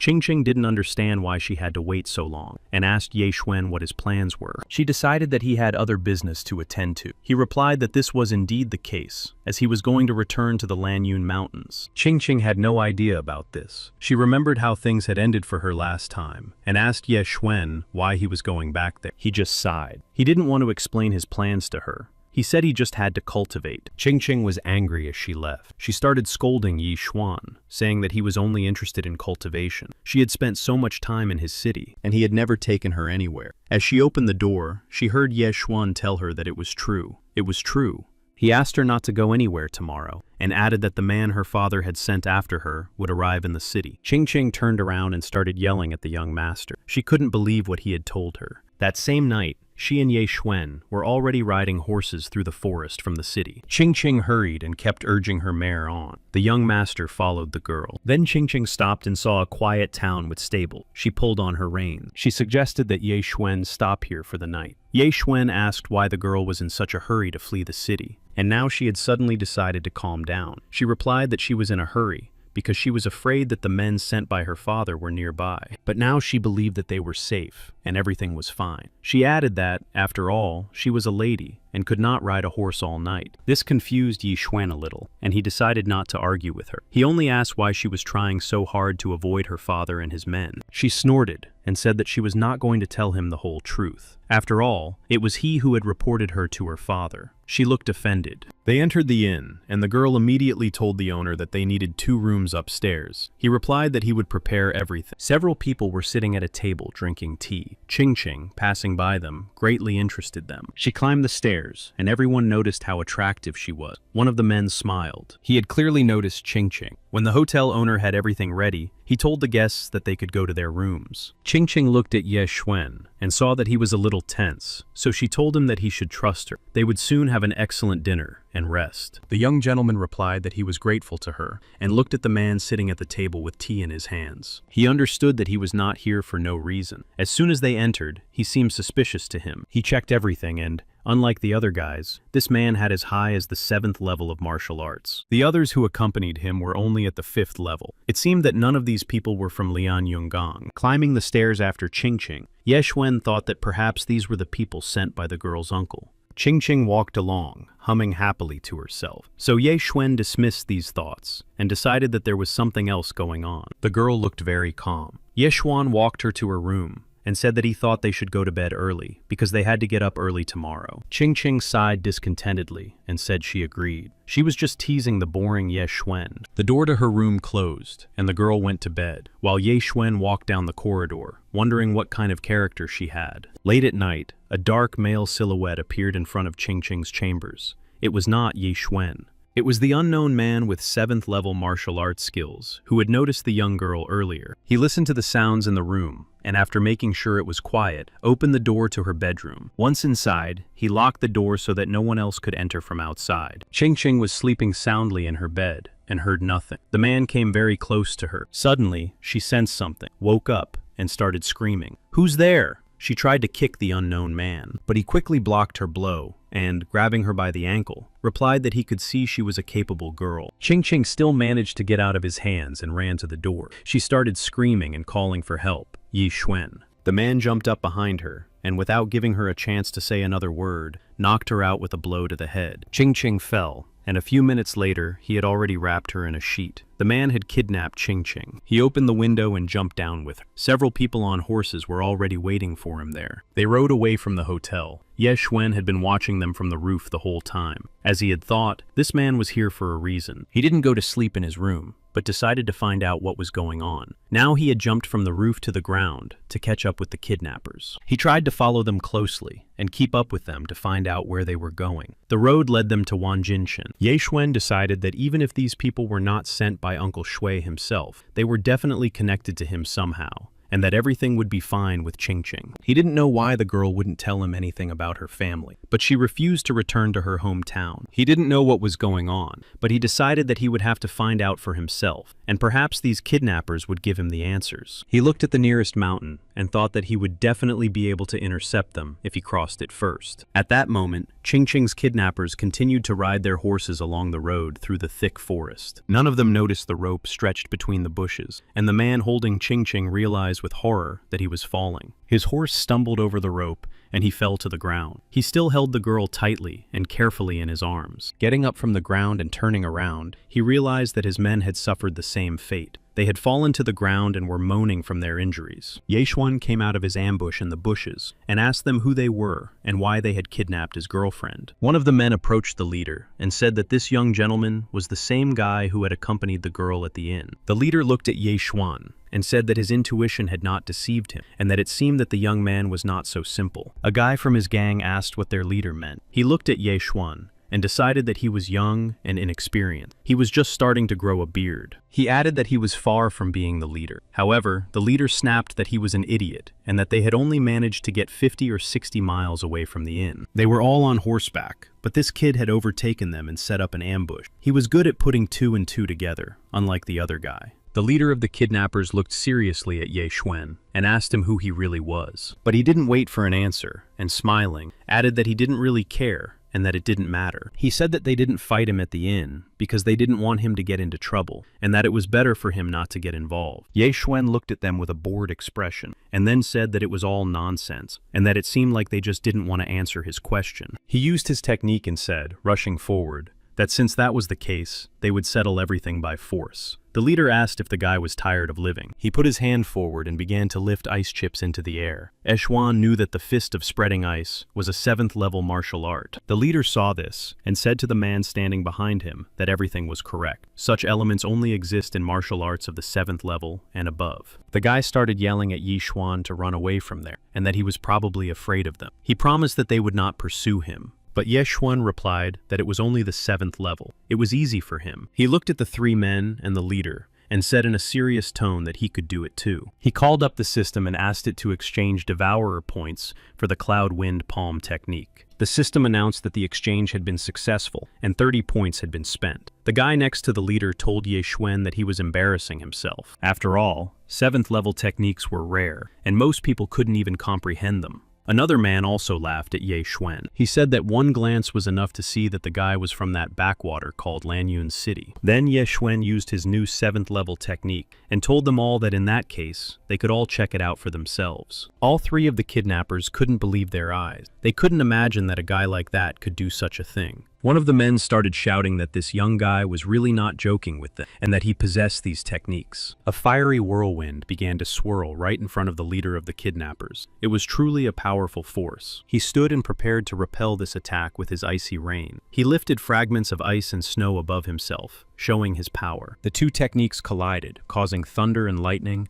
and whirlwind currents. However, the leader soon realized that this wind technique was shattering his ice fragments to smithereens. It began to twist them into a single whirlwind, and all the members of his team watched this energy and power in shock. They understood that none of them could do anything against such a technique from the young master. Even the leader could not cope. The vortex began to approach them and knock them all off their feet. It carried them deep into its stream, and the men only screamed and called for help. Finally, after a few minutes, all 3 kidnappers were lying unconscious on the ground. They had been defeated. Ye Xuan approached one of them. He realized that his body was trembling with fear. He headed for the leader. He left, and the other 2 lay there, trying not to move so as not to provoke the warrior's anger. Ye Xuan approached the leader. The leader looked at the young man and said that he seemed to have completely underestimated him. Ye Xuan was interested in one question, and he asked the leader to answer why they had kidnapped Qing Qing. However, the leader was not going to say a word to Ye Xuan. He said that it would be better for the young man to finish him off. Ye Xuan decided that since he couldn't get anything out of him, it was time to get him out of the way. With a fiery whirlwind, he cut down the leader. Ye Xuan still hadn't gotten the answer he wanted. Their leader turned out to be stubborn. He said he would have to turn to those lying motionless on the ground. It was interesting to see if they would be just as uncooperative. The gang members lying on the ground realized that he was coming towards them. They didn't know what to do or what would happen next, so they trembled with fear. Ye Xuan approached them and asked if they had already decided what they would say to him. The men didn't want to speak. One of them raised his head and asked if he was really going to kill him now. Ye Xuan leaned toward him and asked if he really wanted him to kill him. He continued that it would not be difficult for him and immediately began to activate his fire whirl skill. At that moment, the second warrior could not bear it anymore and shouted that he should not do it and rushed to cover the first one with his body. He blurted out that he stuttered. He turned to Ye Xuan and said that he seemed like a big man and must have a kind heart. The guy asked to let them go. Ye Xuan looked at this warrior and decided that he was trying to deceive him. At the hotel, he had been quite eloquent. The man immediately begged, saying that it was true. He just stuttered when he was very nervous. Ye Xuan was already tired of dealing with them. He didn't care which one of them explained what was going on. He stepped on the guy's shoulder with his foot, pinning him down. The guy took this as a good sign and asked him to promise not to touch him, and then he would tell him everything. Ye Xuan understood that they had some kind of relationship, since he was protecting the guy so much. Turning to his friend, he told him everything. A month ago, They had been sent by the head of the city of Wanjin. At that time, his son had accidentally stumbled upon Miss Qingqing Shui and fallen madly in love with her. The spoiled, only son of the city's head immediately went to her father and proposed marriage. Lord Shui agreed. But a few days before the wedding ceremony, Miss Qingqing unexpectedly disappeared. A couple of days ago, rumors reached them that the missing Miss Qingqing was hiding in the home of the Ye family in Lianyun City. The city leader sent these people to bring her back and hold the promised wedding. They were looking for the girl. Ye Xuan remembered Qingqing's reaction when they met. She was a runaway bride. Now it was clear why she reacted that way to the news that her father had sent people. Ye Xuan turned to Qingqing, who was lying on the ground a short distance away. He realized that she was still fast asleep. How carefree she was. Ye Xuan continued his interrogation. He asked what the son of the city's leader looked like. What was his character and cultivation like? The guy shouted indignantly that the ruler's son was a rare piece of trash. He was lustful and had no respect. After a short pause, he said that he should not treat the people living in their city in such an inappropriate manner. At this point, his partner, who had been silent the whole time, jumped up and declared that Zhang Xiang was destroying people. The man apologized to Ye Xuan for his behavior. Now he would not remain silent. Not only did Zhang Xiang have a disgusting character, but all he did was eat, drink, and gamble. He is also incredibly ugly. He is extremely lustful and has 10 concubines. But in terms of cultivation, he is a natural genius. He is 22 years old and has already reached the middle of the 7th level of martial arts. He was even taken as a disciple into the Lixian sect. Ye Xuan found this interesting. These warriors told the young master everything they knew, and now Ye Xuan decided he could let them go. They looked at the young master with hope. Ye Xuan got all the information he needed, but he couldn't let them go. Qingqing was asleep and had a dream in which her father's voice told her nephew Ye that he was a man of honest destiny and indescribable nobility. The voices woke her up. Opening her eyes, she saw that she was in her bedroom. It was strange because the last thing she remembered was being kidnapped at the inn. She gradually woke up from the noise on the street, and her thoughts returned to her. She did not understand why she had woken up here. Then the girl heard her father's laughter and his voice. He was talking to someone, calling the guy terribly funny. Qingqing looked out the window and saw her father and Ye Xuan in the gazebo by the stream. It was a shock to her, and she rushed over to them indignantly. Qingqing's father asked Ye Xuan what he planned to do next. He didn't have time to answer. Ye Xuan turned his head at her voice and calmly said that he could see that Qingqing had woken up. He wanted to say something welcoming to her, but he couldn't finish his sentence. He was kicked by the girl. She shouted that he had betrayed her and looked angry. Her father tried to intervene in their argument. He told his daughter that Ye Xuan had actually saved her from her kidnappers. Qingqing stopped her attack. Her father told her that he had saved her from people hired by the city governor, and that if it weren't for Ye Xuan, she would definitely be in trouble. He asked his daughter not to run away anymore, but Qingqing replied that she had been forced to do so because it was her father who was forcing her to marry. All this time, Ye Xuan had been sitting with Qingqing's foot pressed against his chair. So now that the situation had been clarified, he asked her to remove it. Qingqing was so angry that she didn't even remember that her foot was still on Ye Xuan. She was embarrassed and began to apologize so that he wouldn't think anything bad about her. Her father didn't understand when he had forced her to marry. He told her that when Zhang proposed, he asked her opinion and she agreed. After that, he accepted their wedding gift. Qingqing remembered that she had been too busy with the picnic that day to really listen. She didn't even know what she was agreeing to. Ye Xuan understood, because Qingqing was always like that. He didn't know if she ever thought about what she was doing. She nervously told her father, demonstratively folding her arms, that she didn't care. She was not going to get married. If he wanted to, he could marry her himself. Looking at his nephew, Ye's father laughed and said that it seemed he had spoiled his beloved Qingqing too much. He even found it amusing. He told his daughter that she could breathe easy. He had already ordered the wedding gift to be returned. Qingqing rushed to hug her father. She couldn't believe it and asked the old man if he was really her father. Why had he become so agreeable? At this wonderful, joyful moment of their conversation, a messenger appeared at the entrance to the garden with news that something terrible had happened. The city governor and his son had attacked them. He hurried to deliver the news to his master with his last ounce of strength. As soon as he finished speaking, he fell to the ground from a blow to the back. Ye Xuan tensed up. Standing next to him were his father and daughter, who were now apparently in danger. The father and son of the Zhang family appeared at the gate. The ruler's son yelled at the girl and kept asking how she dared to break off their engagement. Ye Xuan saw Zhang Xiang literally roll into the courtyard because he was a fat guy with short legs. The young gentleman looked at the two of them and thought about how different they were from each other. The son was terrible, and not at all like his father. The governor of Wanzhen was a tall, manly man, and quite handsome. Unlike him, his son was truly terrible. Those beady eyes, those teeth, that snake-like tongue. Better not to talk about him. At one point, Ye Xuan even entertained the thought that perhaps he was not his son at all. Qingqing's father turned to Mr. Zhang. He said that he thought it was too much to do such a thing on the Shu family estate. The young Zhang declared that their family owned all of Wanzhen. They could kill all of his minions and raze the place to the ground. Ye Xuan could no longer tolerate such insolence. He turned to the governor and said that it was actually his idea. The governor snorted and replied that his son could not stand people who did not trust him, and that he himself was afraid of him when he was angry. Then he gave him an order. Ye Xuan said that he believed that the most important things in marriage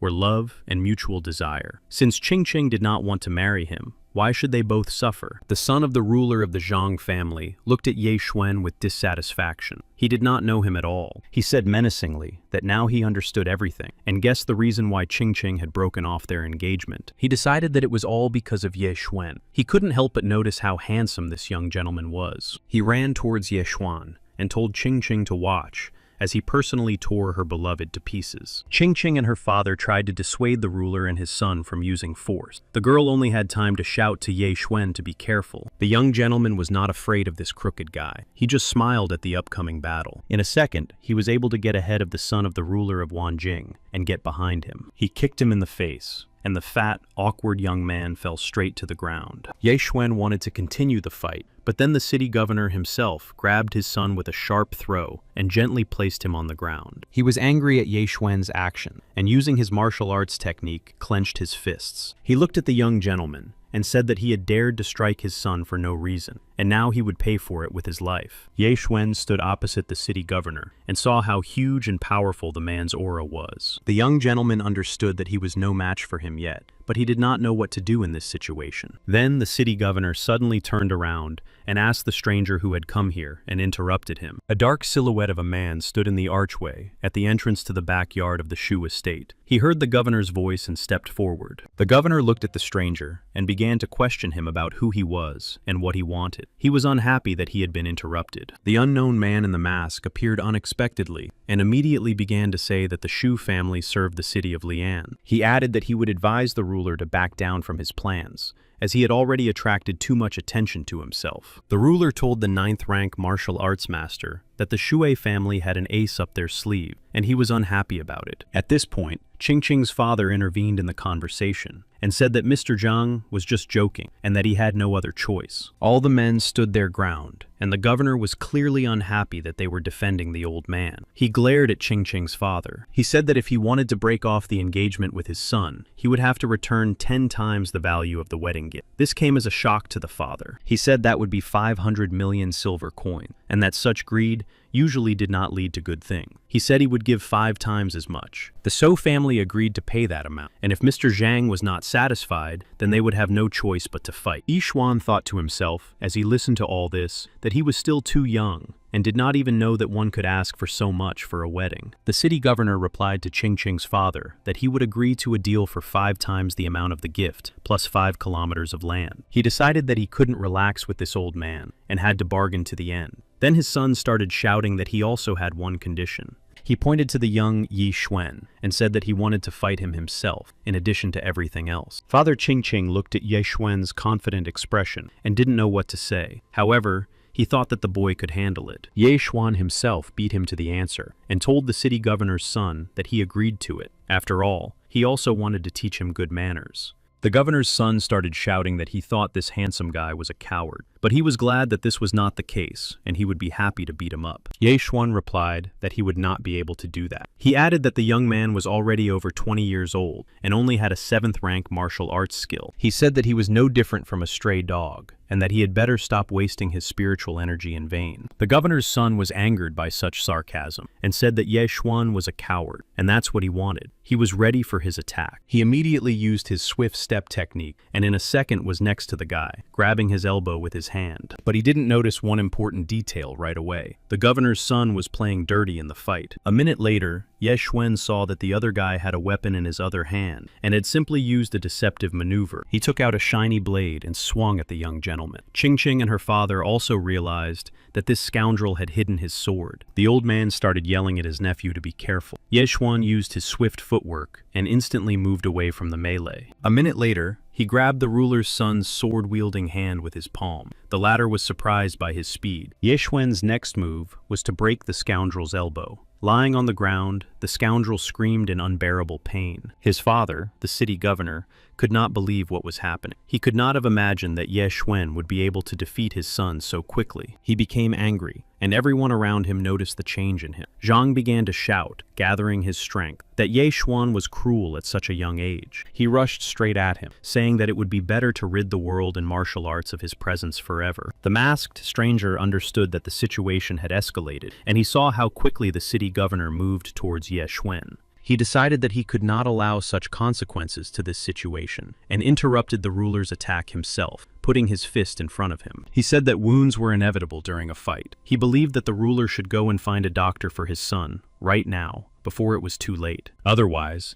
this injury could affect his future cultivation and martial arts. The governor gritted his teeth and stopped. He understood that this masked man was right. He looked at the young gentleman and asked his real name. He replied that his name was Ye Xuan. He was from the Ye family in Lianyun City. Qingqing began to ask why the ruler needed this information. She decided that he was going to take revenge on the young man. She added that Ye Xuan was also a disciple of the Split Cloud sect. Hearing this, Ye Xuan thought that the girl was only making things worse. The city ruler replied that it seemed that the Ye family had decided to climb a tall tree. He picked up his wounded son and, as he left, told the boy to pray that his luck would stay with him. The masked stranger waited until the ruler disappeared and suddenly asked if Guan Yulan was not a disciple of the Split Cloud sect. He thought that his memory was apparently failing him. Qingqing casually replied that she had completely forgotten that Uncle Lian was one of the sect's instructors, and that's why you can't fool him. She giggled, and her father just turned to Lian and said he was grateful for his help. Lian replied that he had done nothing of the sort. Qingqing's father said that this time they had come into direct conflict with the Zhang family. He regretted it. He knew that later it would surely come back to haunt their trading chamber. Lian told him not to worry. After all, his daughter had said that Ye Xuan was a disciple of the sect. If the Zhang family continued to believe this, then their family would be safe. Qingqing said she had said this because it was the first thing that came to mind. Uncle Lian replied that in that case, they should simply turn this lie into the truth. Ye Xuan asked what he was suggesting. Lian replied that the head of the sect was always traveling, so it was impossible to become his disciple. The same was true for his deputy. However, the deputy sometimes took on disciples if he considered them talented. If Xuan joined the sect and showed himself in the best light,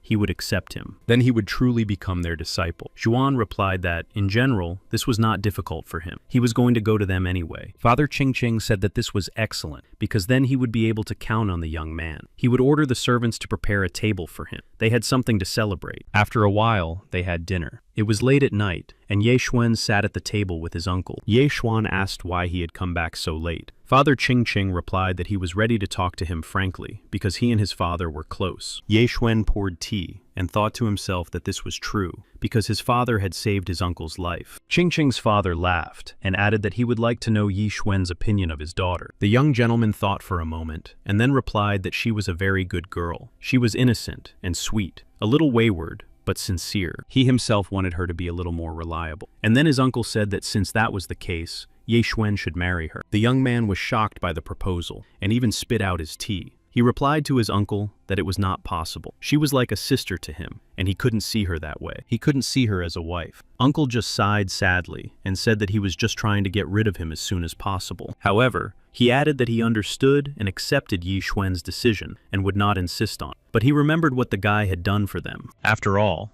this time he not only saved Qingqing, but also helped the entire So family a lot. He couldn't forget that, so he would reward Ye Xuan. He ordered the servants to bring huge chests of riches into the hall. Ye Xuan's eyes lit up at the sight. His uncle said that cultivating martial arts requires a lot of resources, including auxiliary ones. He is giving all of this to the young master. Ye Xuan approached the huge number of chests filled with treasures and opened one of the boxes. He was surprised. Inside were black spiritual mushrooms. They had turned bloody. It was a valuable resource. He looked at the old man and told his uncle that he understood how expensive it all was. He wanted to say something else, However, his uncle stopped him with a gesture of his hand, saying that it was nothing to worry about. In his opinion, this was exactly what the young man needed. Ye Xuan knew that these black, bloody mushrooms were worth at least 50 million on the market, but his uncle spoke of them as if they were worthless trinkets. He decided that there was nothing to be gained from these rich people. His uncle looked at Ye Xuan and added that his Ching was lucky to have him. His father had raised an excellent son. Ye Xuan just looked at him and asked his uncle how well he knew his father. He replied that, in fact, not very well. His father was not very talkative. However, he always smiled when he was with his son.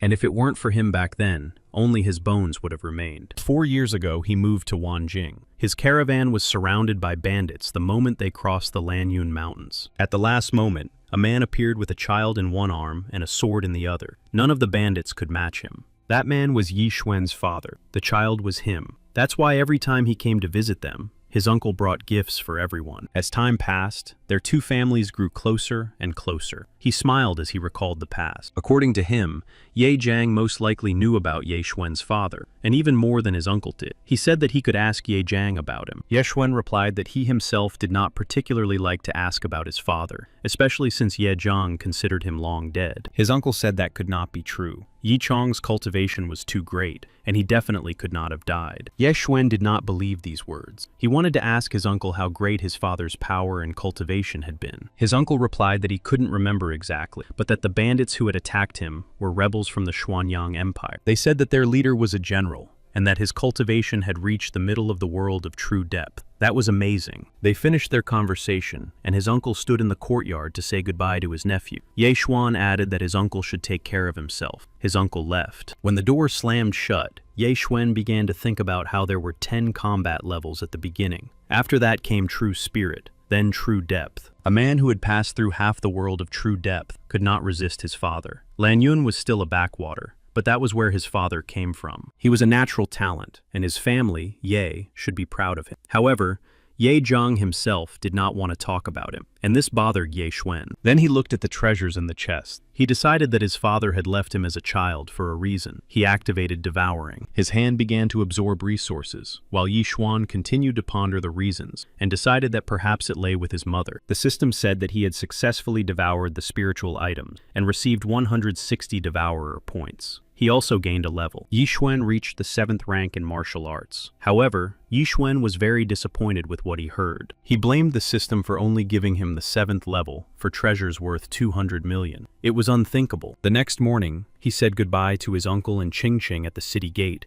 and moved on. They wished him a safe journey. A man walking down the street didn't even realize who had just rushed past him so quickly. It was Ye Xuan, testing his new 7th rank skills. Ye Xuan used a new move. He decided that it was very cool. The shadow step was stronger than the swift step. He didn't expect anything less from 8th level martial arts. The steps were not only faster, but also looked cooler. Ye Xuan wanted to activate the blood of 100 beasts. He needed to catch and devour a 7th rank beast, and such beasts could be found in the mountains starting from the 10th. What a lucky coincidence. He could pass through the 10th mountain on his way to the sect of the Cleaved Cloud. It was convenient. On the way, he could hunt the animals he encountered. Here was a flaming tiger. The system immediately notified him of the activation of the blood of 100 beasts, 5 out of 100. The next prey was a stone turtle. The activation of the blood of 100 beasts, 20 out of 100, became 7 points out of 100. The bloodthirsty vine that Ye Xuan dealt with gave him the opportunity to increase his points to 69 out of 100 possible. He saw a crimson eagle. Its elimination gave him a lot of points. The system notified him that he had activated the blood of 199 beasts. The next beast he encountered was a white gorilla. It was huge. Ye Xuan estimated that this prey would give him a lot of points, but it would take some effort, and finally he finished with it. Ye Xuan was even a little tired. Ye Xuan didn't even think it would take a whole week. He spent enough time in the mountain. The young gentleman reached out his devourer's hand to the monkey to finally finish everything. And so it happened. As soon as he devoured it,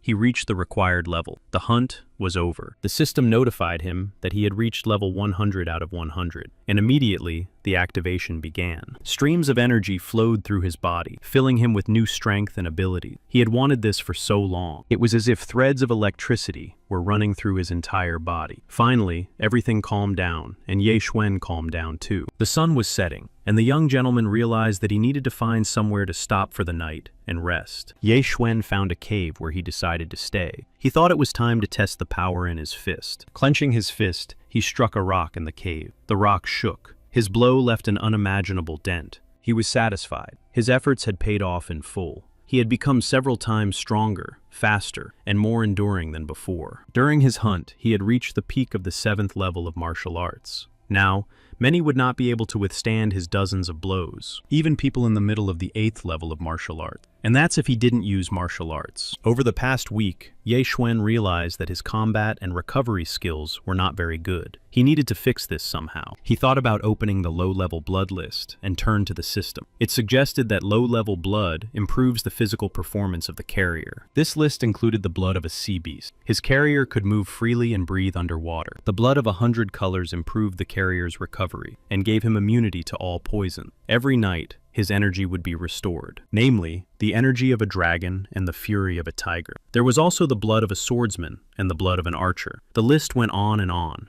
and everything had its price. But Ye Xuan was interested in the blood of 100 flowers. It was the only suitable low-level blood. The system showed that he had 410 points. It was just enough, and he happily ordered the blood of 100 flowers to be purchased. The exchange was successful. Although he was a little upset that he had spent 360 points, there was nothing he could do about it. Ye Xuan knew that he would earn more. He proceeded to activate this option. As soon as everything started working, he felt himself recovering. He saw how all kinds of small wounds began to heal quickly. In principle, he didn't expect anything less for that price. The sun was already rising. Ye Xuan hurried, because he had already stayed here too long. It was time to get to the sect of the Cleaved Cloud. He had covered a considerable distance when he finally saw the pagoda of the sect of the Cleaved Cloud, high up on the mountain below the clouds. The sun's rays illuminated it, giving it a fairy tale appearance. This was the location of one of the 2 largest sects in the Nanling region. Climbing the steps to the top, Ye Xuan was stopped by a young man who asked him why he had come here. The young man added that the disciples had already been accepted. Ye Xuan thought for a moment and replied that he would like to report on his previous studies. He didn't know what else to say. The young man added that it had already been 2 months since the recruitment, and he had only just arrived. He asked the young gentleman if he had any papers with him. He looked at Ye Xuan suspiciously. He also looked quite bedraggled. It seemed that someone had tried to rob him on the way. Ye Xuan smiled. He thought to himself that he should hide a change of clothes in the devouring space for such occasions. Ye Xuan took out his student badge and handed it to the young man. The young man was very surprised and asked where he got the student token. While the young man was examining the token and wondering where he got it, they stood at the gate to the sect's courtyard. Their conversation was interrupted by the arrival of a young man, who appeared to be older than the one who had met him. The young man called him his older brother, Nin. He kept his eyes on Ye Xuan. He kept wondering who this beggar was. He sharply scolded the young man for talking to some beggar who was wandering around their gate. He asked why he was doing that. The young man tried to explain that Ye Xuan had come here as a student because he had presented his student ID. But the blonde-haired young man grabbed him by the arm, took him aside, and said indignantly that he would not believe it. He was not that naive. Ye Xuan's patience was running out. Who was he to refuse him entry and doubt him? The boy was almost crying from the way he was scolding him. He knew he would be punished. Brother Ning kept telling him to look carefully. Ye Xuan was dressed in rags, and he was sure that he was definitely a beggar. The appearance of a beautiful, striking girl with dark hair corrected the whole situation. She called out to Brother Ning, urging him not to mock the students. Ning said embarrassedly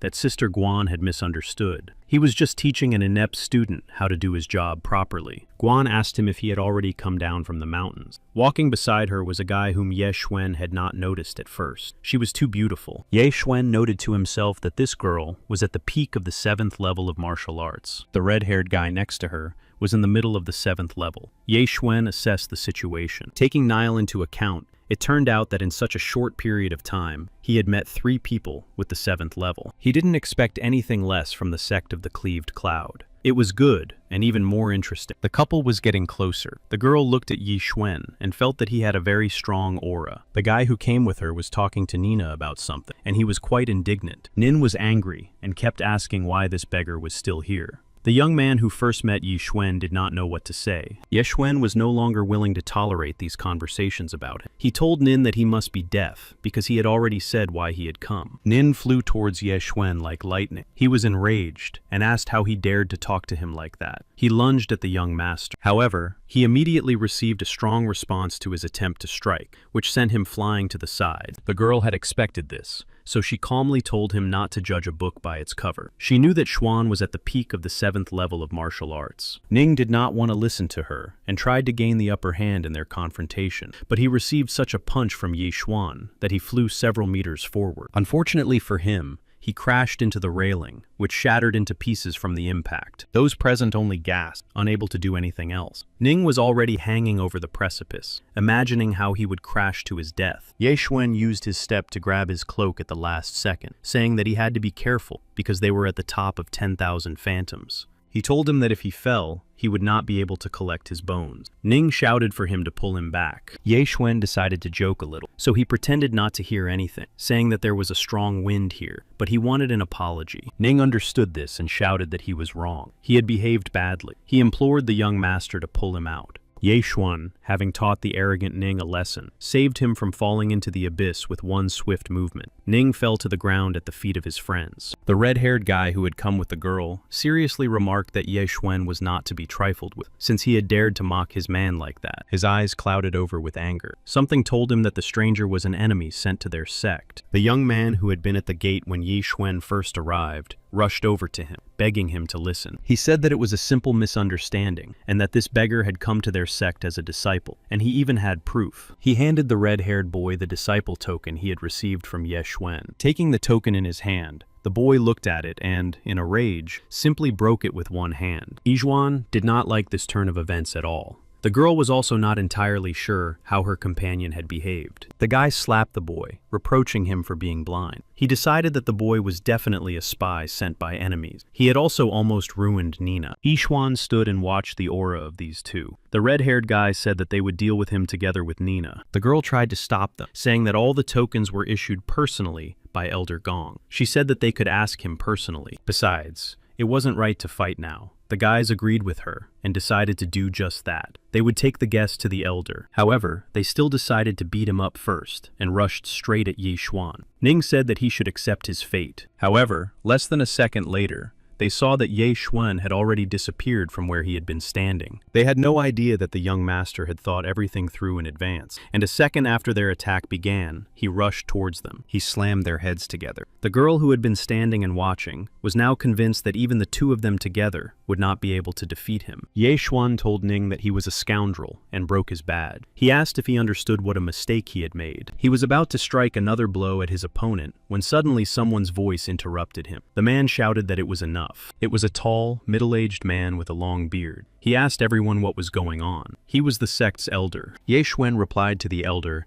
that he had come to the sect, and these guys had decided to test his cultivation, so they had decided to compete with each other. The girl, listening to this, decided that the guy was a liar. The elder replied that he knew who he was. He named him Ye Xuan from the city of Lianyun. The young man replied that this was all true, and that he was indeed that person. The elder suddenly started yelling at Ye Xuan. He said that his greed would drive him mad. He wanted to become stronger so badly that he resorted to elixirs. He saw Yi Xuan's martial arts level, and that the young man was already at the peak of the 7th rank at such a young age. Yi Xuan didn't know how to respond. The elder said he understood that the Ye family was not doing very well at the moment, but that was no reason to sacrifice his great future. He said that Ye Xuan should go to the outer sect and train until he got rid of his superficial strength. Then the same young man who had first met him approached and said he would take him where he needed to go. Yi Xuan did not understand why the elder had made such a decision. He decided that he did not consider himself superficial, but no one could argue with the elder's decision. He just looked after him and said he felt sorry for the boy.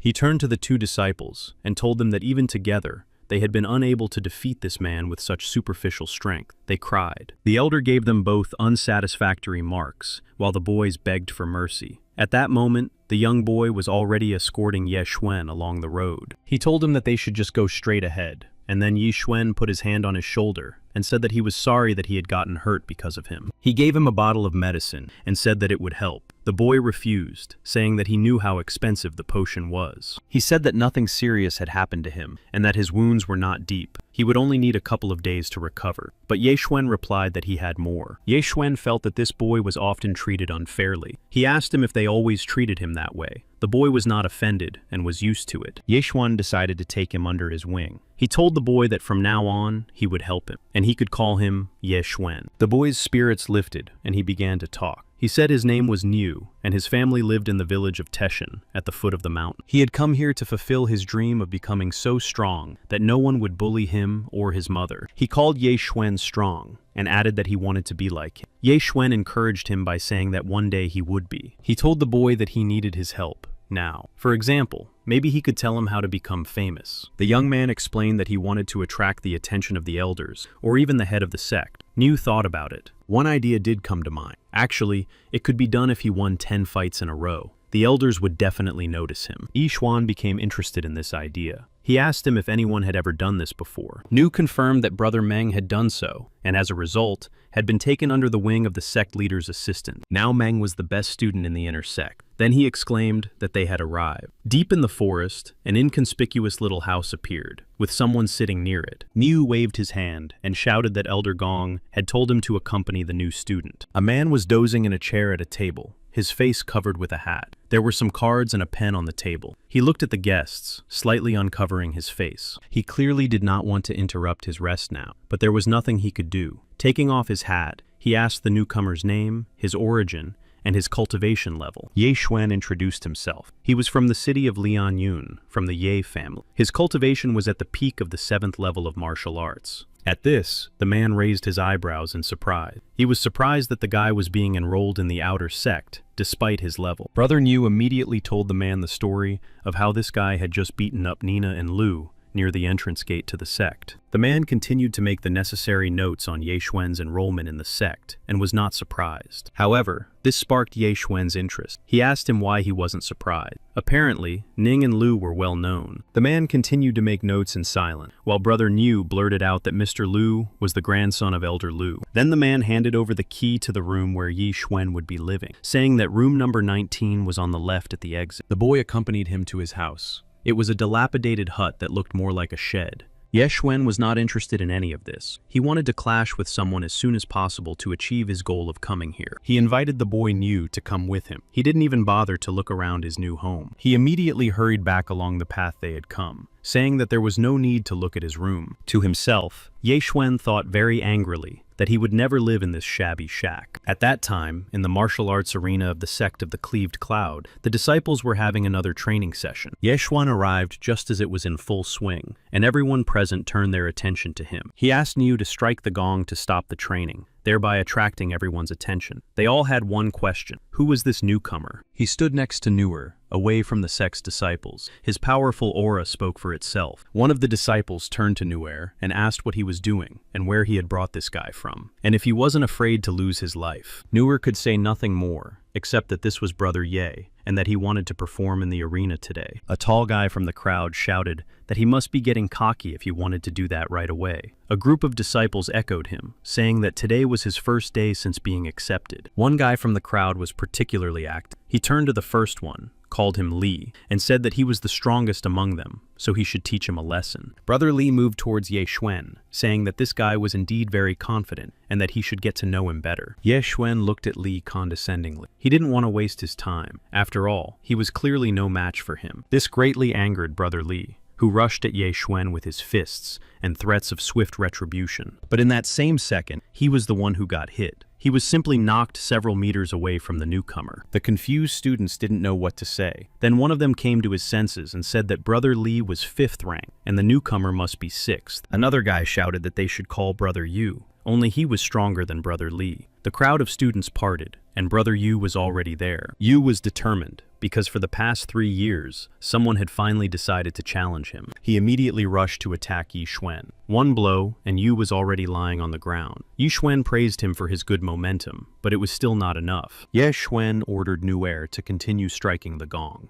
Nuer hesitated a little, because that would mean they were challenging the inner members of the sect to a fight. Ye Xuan was angry at the inappropriate comments. He loudly ordered him to strike, and not to object anymore. Nuer struck 3 times in a row. The sounds of the gong spread throughout the area, reaching the inner members of the sect. Talking among themselves, the two guys realized that the interval between battles was very short, and it seemed that the disciple was indeed very strong. But it was understandable, because the guys at the outer gate weren't that strong. Their conversation was interrupted by another strike on the gong. That meant 4 defeats in a row. They became very interested and decided to watch. At that time, in the martial arts arena, all the disciples watched the battles in shock, and then began to gossip among themselves. They whispered that this guy was an incredible warrior, and that he seemed to have come from the inner gates. They all wondered who he was, and asked if anyone knew. One boy heard Nair call him his new disciple. Some of the strongest students still continued to try to fight Ye Xuan. The old man with the beard separated himself from the crowd and said that he had overheard some rumors about this young man and was ready to share them. Everyone eagerly asked him to quickly tell them what he knew. He began to say that not much was known. In fact, all that was known was that his name was Ye Xuan and that he had only arrived at the outer gate today. There had been some kind of conflict with 2 followers, as a result of which Brother Lu and Nina had been beaten up. A red-haired girl in the crowd said she was surprised that he had been able to beat up 2 people at once. It turned out that Brother Ye was at least at the 7th level. Then it was no wonder that everyone lost to him and that it would not end well. Yi Xuan stood waiting for another stronger opponent. Finally, another disciple of the sect arrived, and again, he was not small in stature. Yi Xuan thought that this one was also weak. The red-haired girl encouraged him, saying that he must defeat the newcomer, but the result was the same. Yi Xuan's strongest punch sent his opponent flying to the side. He didn't even have to use any other skills. The girl was disappointed with the result, even though she had predicted it. The guys from the sect decided to teach this newcomer a lesson at all costs. After all, he had already had enough fun. Several guys grouped together for an attack and rushed at Ye Xuan all at once. But the outcome was the same. At that time, in a distant pagoda, where the head of the Cloud of Discord lived, the elders gathered. Chuan Gong found the venerable old man with one eye playing a game. The head asked Chuan Gong what he called pill addiction.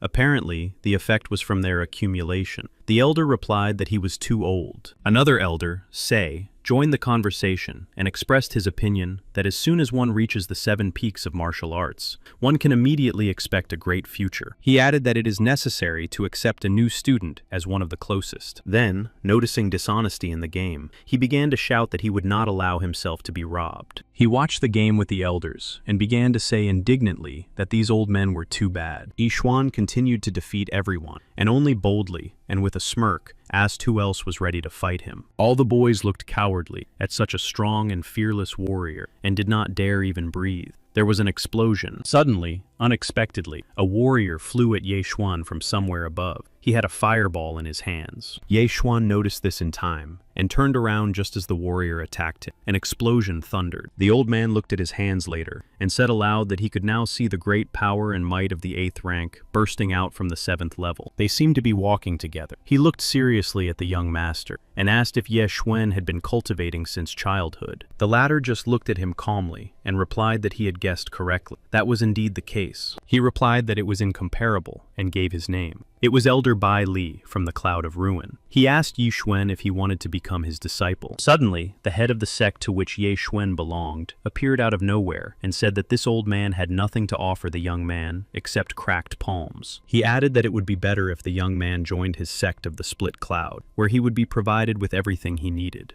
They began to argue with each other. Bai Li appealed to him to have a conscience. He was skeptical of his technique. Chuan Gong was not afraid of him, replying that his cloud-piercing foot technique was much more powerful than Bai Li's technique. Elder Si intervened in their rivalry, stating that if Ye Xuan became his disciple, he would give him 500 points every month. He added that, in addition, the founder was indebted to him. When the time came, he would ask to be taught the 1,000 magic hands technique. Both elders, who were arguing with each other, were outraged by his intervention. Bai Li told him that he had to wait his turn. Old man Sei did not believe that there was any order. He replied that he would stand up for the young man and defeat anyone who wanted to take Ye Xuan away from him. All 3 elders wanted Yi Xuan to join each of them. No one would give in to the others. Therefore, they decided to fight. They began to fight. It was no longer clear who had started it. All the disciples fell silent as they watched the brawl, because that's exactly what it looked like. Ye Xuan thought that none of them were right for him. However, he thought that they had given him the right to choose, but he couldn't get a word in.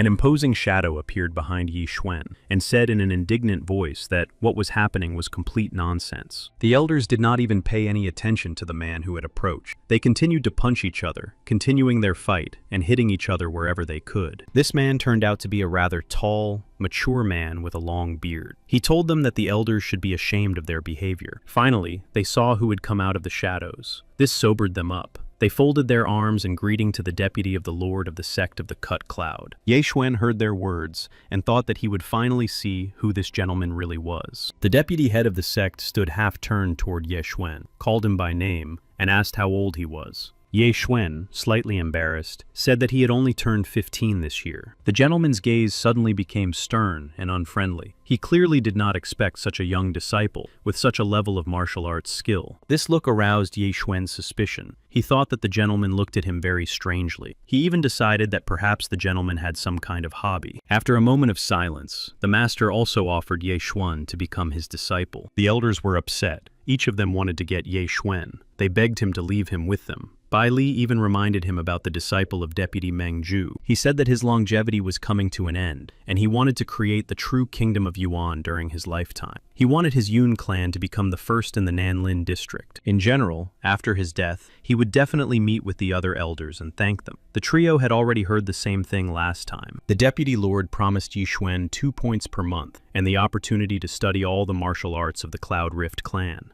That was not all. He also promised the technique of 1,000 magic hands. In addition, he knew an ancient secret recipe that could increase his physical strength tenfold. But it takes time to gather the ingredients for the medicine. If Ye Xuan agreed to join him, he would do everything possible. He also said that Ye Xuan could leave. The terms were 1 year, 6 months, and 3 months. The deputy lord handed Yi Xuan his identification token. He told him to get to know everyone for now. Later, he would visit him again and give him the necessary passing grades. Ye Xuan decided to ask where the teacher was going. He was interested in how long he would be away. The teacher replied that he was going to find medicinal herbs and ingredients for an ancient recipe. The clan was missing some items. They needed to be found. He added that Guan Yulan, his only female student, lived nearby, and that Yi Xuan could ask her for help if necessary. The teacher left. Before he left, Ye Xuan assured him that he didn't need to worry, because he already knew everything. He thought to himself that the teacher wasn't so bad after all. Later, Ye Xuan went to the outer gate disciples' quarters and saw Nuer chopping wood. He called the young man by name. Ye Xuan returned to the village because he needed to see Nuer. He decided that Nuer would help him. Nuer was surprised by his arrival, and at the same time, very happy. He asked what Brother Ye was doing there. Yi Xuan looked at the surprised Nuer.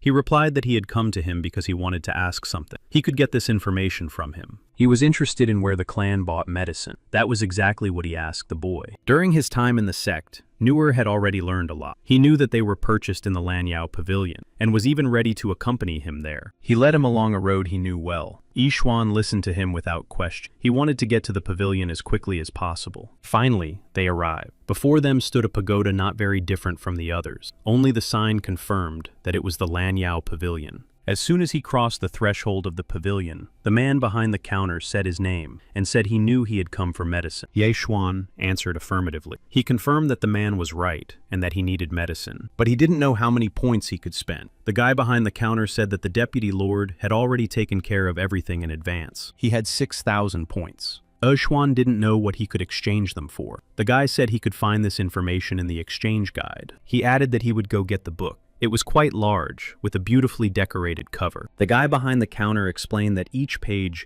contained medicinal materials, with detailed information about the year of manufacture, use, and cost. Yi Xuan began to flip through the pages. The clan was very rich, and there were many of the best medicines that were scarce on the market. The guy said that not all of these products were high-end. There was a picture book full of ordinary products. However, he added that he did not bring it to him so as not to make him laugh. Yi Xuan praised him, saying that he was very good. The guy modestly remarked that he could not compare himself to the young master, and he understood that. He also said that if he liked something, he would pack it up. Hearing these words, Nuer called the guy behind the counter a common sycophant. The guy ignored his hint. Meanwhile, Yi Xuan was figuring out what he could buy from this catalog with his glasses. Blood dragon grass, icebeard root, yunsha vine. His points could only be exchanged for these 3 items. The guy looked at it and suggested that he wait for him a little while he went to get it. Newer stood at the counter and dreamed that if he tried hard to complete the tasks, he would become stronger and be able to make many exchanges in the future. After listening to him, Yi Xuan just scolded him jokingly, pressing his face against the counter. Newer cried out that it was his face, and it hurt a lot. By this time, the guy had already returned to them. He apologized for the long wait. He was holding several boxes in his hands. He put them in front of Ye Xuan, saying that they were for him. Ye Xuan was indeed tired. Taking them in his hands, he felt that he had something to eat. After consuming one of the boxes, the system announced that the consumption process had begun and had reached 73%. He continued to consume the boxes, one after another. His fatigue was already passing. The consumption process had reached almost 100%. Ye Xuan was a little upset that the system reported that, even after eating so many medicines for 8,000, he had not managed to break through to the 8th level. His brain began to think that he needed to find a way to earn even more points as quickly as possible. Brother Newer noticed how nervous Ye Xuan was and asked the young gentleman what was wrong. Ye Xuan calmed down a little and assured him that everything was fine. It was time for them to leave. Leaving the shop, Ye Xuan kept thinking about the same thing. He asked Newer what he needed to do to earn points quickly. Newer had a brainwave. He replied that they needed a training pavilion. There, he could familiarize himself with the tasks published in the clan and receive rewards in the form of points. These were given to students immediately after successfully completing a task. He pointed to a red building in the distance. Ye Xuan narrowed his eyes and looked closely, seeing a red pagoda standing alone on a rock. He slapped Newer on the head with a book and told him to go back to his room and continue cultivating. Ye Xuan also left him with a warning to always remember that he must not allow himself to be intimidated. After these words, Ye Xuan used his step to break away from the spot and rush away. Tears welled up in Newer's eyes. He was sad to part with his brother. Newer thought he was a good person. In a matter of seconds, Ye Xuan found himself in the courtyard of the training pavilion. There were already quite a few people there. His sudden appearance aroused the interest of those around him. They began to chat and gossip about him. Ye Xuan headed for the wall where the task boards were posted, causing the crowd to whisper. The girls said he was handsome. Ye Xuan greeted everyone and suggested they go about their business. He didn't understand why everyone was reacting to him like this. Approaching the wall with the signs, Ye Xuan read several texts before one task caught his interest. It was a 7th rank mission, suppressing bandits from Mount Heishui. He had to destroy the estate and bring back the head of the Supreme King Cao Hu.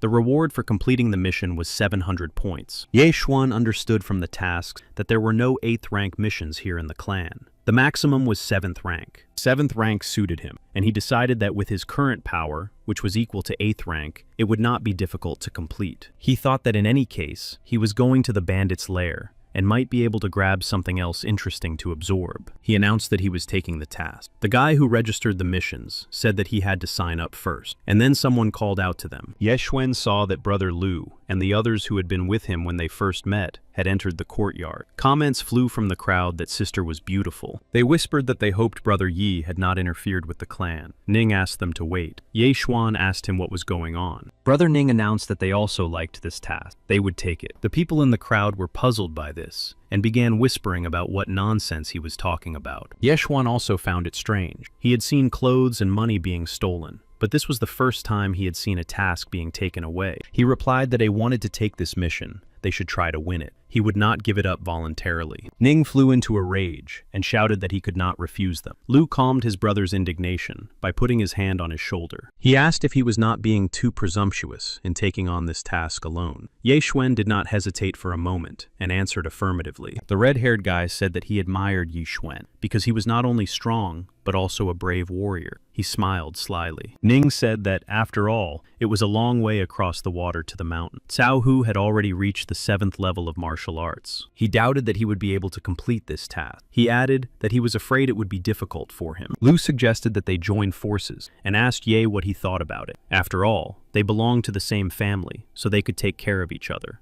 Ye Xuan was fine with that. They just had to figure out the points. He suggested that they divide all the points equally after completing the task. Ye Xuan voiced his proposal, saying that they would get 30%. He would keep 70 points for himself. Ye Xuan thought this would be a fair decision. Brother Ning disagreed. He said that Ye Xuan was taking too much for himself and didn't understand why he would get 70%. Unlike Ning, red-haired Lu agreed to these terms. However, He added that Ye Xuan would have to deal with Cao Hu himself. Ning tried to argue with him about this. However, Lu briefly and clearly ordered him to shut up and not argue. The dark-haired girl, a student of the sect, stood quietly behind Lu the whole time and did not say a word. She was shocked by everything. The fact that they quickly agreed made Ye Xuan think. He decided that there might be some hidden pitfalls in He Shui, or maybe there was no reward at all. He understood that there must be something else. His intuition told him so. Ye Xuan saw that Lu was quite clever. It seemed that the task must be interesting, in fact. Ye Xuan commanded that if there was nothing more to discuss, it was time to move on, and they should tell him the details of the task themselves. After making a stop at the foot of Mount He Shui, the trio said that according to information, 7 days ago, the mountain army had plundered a mountain village 100 miles away from Mount Lianyun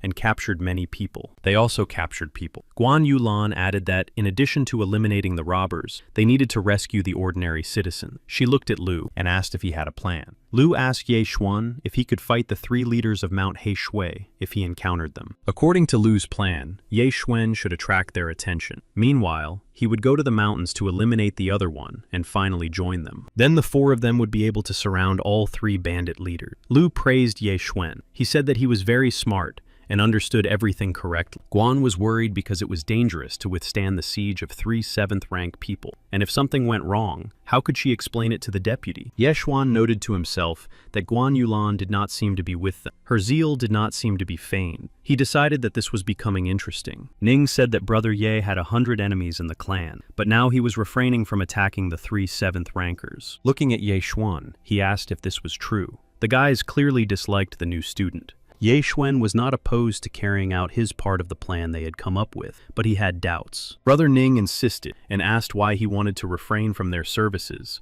in capturing the 3 leaders. Ye Xuan replied seriously that he could eliminate them himself, so he wanted them to do nothing. After a while, Guan Yulan opened her eyes, and when the dust settled, she saw Ye Xuan standing in front of her. She said in surprise that she was glad to see him. He replied, holding a wooden log in his hands, that crossing mountains was a bit troublesome. The young master knew that his return would make a strong impression on everyone. He threw the log sharply to the side, so that it flew hundreds of meters forward. His power was immediately apparent to all the boys. Ning asked Ye Xuan, in a dissatisfied tone, what he was up to now. Ye Xuan just laughed and said that it was not worth asking stupid questions. He began to move forward with quick jumps. He added that he had come up with an easier way to cross the mountain. Ye Xuan jumped on top of the log and flew on it. All the boys were amazed by what they saw. He rammed the log into the stone blocks. Ye Xuan, sitting on top, said that he was like Yan Wang himself. He shouted to Cao Hu that he had arrived and was already there. The disciples on the other side of the mountain saw something bright in the sky and said it was approaching. They became agitated and hurried home. Guan Yulan just rolled her eyes and said once again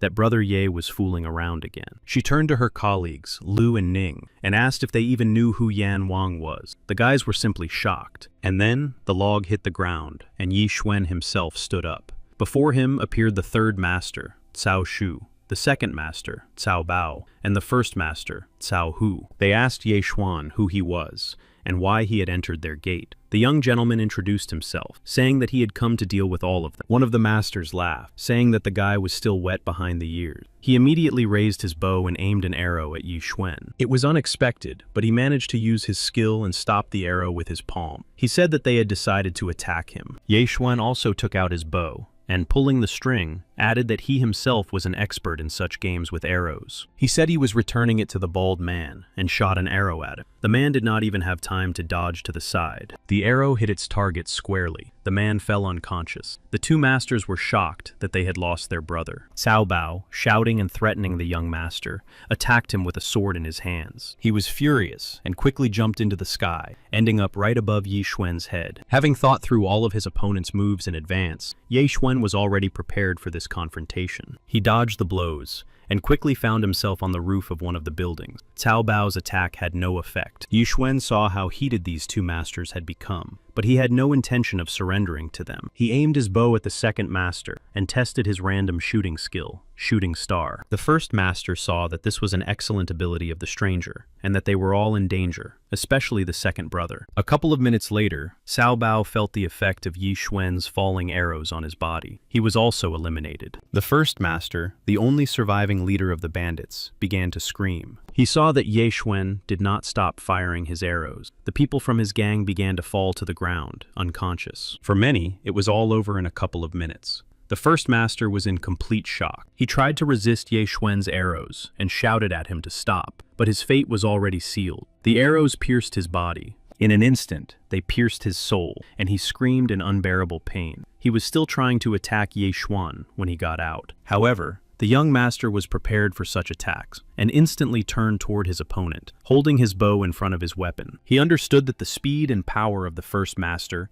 had suddenly skyrocketed and now resembled the 9th rank of martial arts. Ye Xuan thought to himself that the first master must have resorted to some auxiliary abilities and skills. The first master traced a circle around himself with his staff. Ye Xuan moved straight towards him. He quickly jumped from one place to another, thinking that this Cao Hu must have inherited something worthwhile. That was why Heishui Mountain was thriving. However, he couldn't understand what Cao Hu wanted. Yi Xuan kept thinking about it and decided that there must be something else here. Lu was definitely hiding something back then. Ye Xuan realized that the first master's men were about to attack him from behind and took his sword out of his time ring. He dealt them a crushing blow, and the system notified him that he had spent only 44 Devourer points. He took the power of combustion for himself. With it, he could use blood as fire and strength as fuel, and exchange it all for a short burst of energy. The effect was enhanced when used in conjunction with his lineage. Ye Xuan decided that now was his chance to use it. He used a 7th rank skill, but his combat power would be equal to that of a 9th level martial artist. The gang members were closing in on him, and Ye Xuan was ready to repel all their attacks. They tried to surround him. The whole crowd of gangsters was led by the first master, Cao Hu. He shouted that he would avenge Ye Xuan for the death of his 2 brothers, and that it would happen today. Everyone echoed him. However,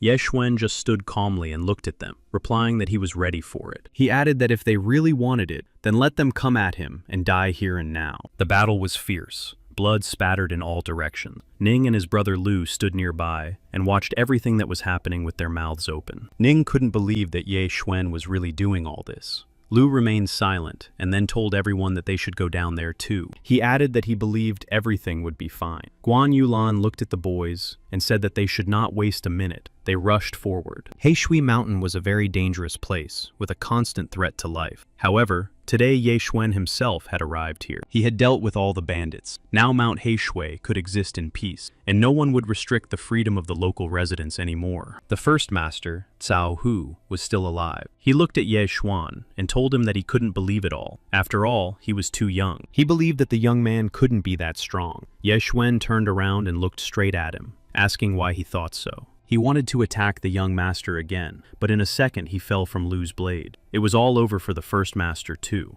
He appeared the next second and casually asked if Ye Xuan was injured. He appeared at the very end of the battle. Ye Xuan looked at him as if he were another enemy. He couldn't figure out what secret this disciple of the Split Cloud sect was hiding. The young master looked at the guy and asked Brother Lu what it all meant. He looked a little aggressive. The latter just looked seriously at Ye Xuan and immediately tried to be calm. He replied that he had eliminated Cao Hu because he decided that he would attack Ye. That is why he decided to do it first. He advised Yi Xuan not to worry about it. The young master did not think so. He replied that Brother Lu should explain himself. Lu asked seriously what he wanted to know from him. He stood directly opposite Ye Xuan with his friends and was again not particularly friendly. Ye Xuan looked at him and asked directly what had happened to his inner spiritual beast. Brother Lu sighed heavily and said that there really was a spirit on Heishui Mountain. It looked like an ordinary dragon. Ye Xuan asked indignantly why he hadn't mentioned it before. After all, if there had been a lot of unnecessary movements in the battle, it would have attracted it. It turned out that Brother Lu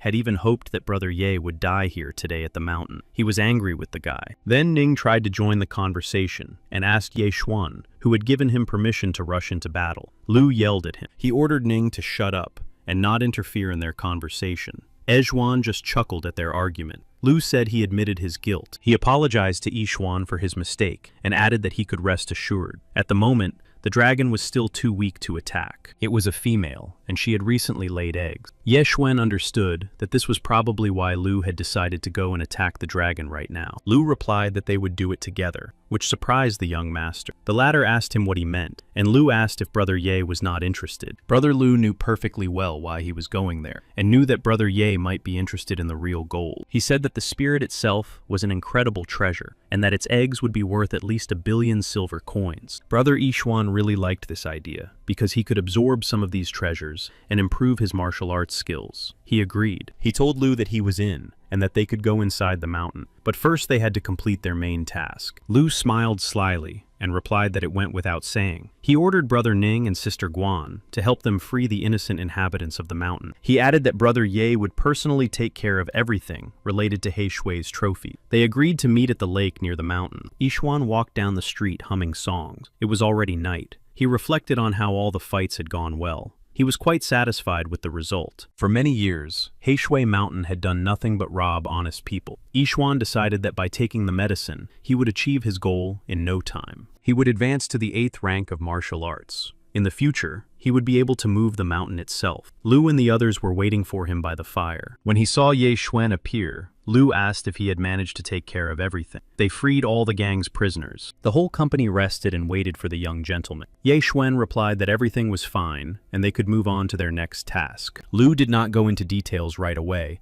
and suggested talking on the way. Everyone got up to set off. Later, he began to tell them that a few months ago, he had heard rumors that He Shui Lake was teeming with various spirits. For this reason, he captured one of the members of He Shui Mountain, and as a result of interrogation, he learned that a newly born dragon lived in the lake. Ye Xuan asked incredulously who his source was. He said what would happen if he provided inaccurate information. Sister Guan Yulan asked him not to worry. She said that the source was reliable and would definitely not deceive them. Lu added that Sister Guan was right. He had visited He Shui Lake last month and saw everything for himself. Lu spent a whole month preparing for this mission. After a while, they reached their destination, and Lu said that the entrance to the cave was right in front of them. Brother Lu was holding a substance that needed to be applied to the body to hide human scent. Lu said that this had to be done before entering the cave, and handed out jars of ointment to all the sect's disciples. He asked Ye Xuan if he had any question. He knew it was better to clarify everything before entering, so that there would be no misunderstandings later. In fact, Ye Xuan had one question. He was interested in why Brother Lu was so obsessed with spiritual beasts. He added that before he joined them, their chances of success were only 10%. So why were they taking such risks? Brother Lu thought for a moment. He didn't know how to answer Ye Xuan. Finally, he began to tell a new story. He said that he didn't have much time left, and that his inevitable death was approaching. This news shocked everyone. Lu said that he had contracted some kind of disease as a child. At that time, it was announced that he would not live past the age of 25. Fortunately, the doctor gave him instructions, saying that he needed to drink the blood of a spiritual beast and then overcome the 8th rank of martial arts. He was now 24 years old, and in less than 3 months, he would reach his final 25th birthday. This was his last chance. After all,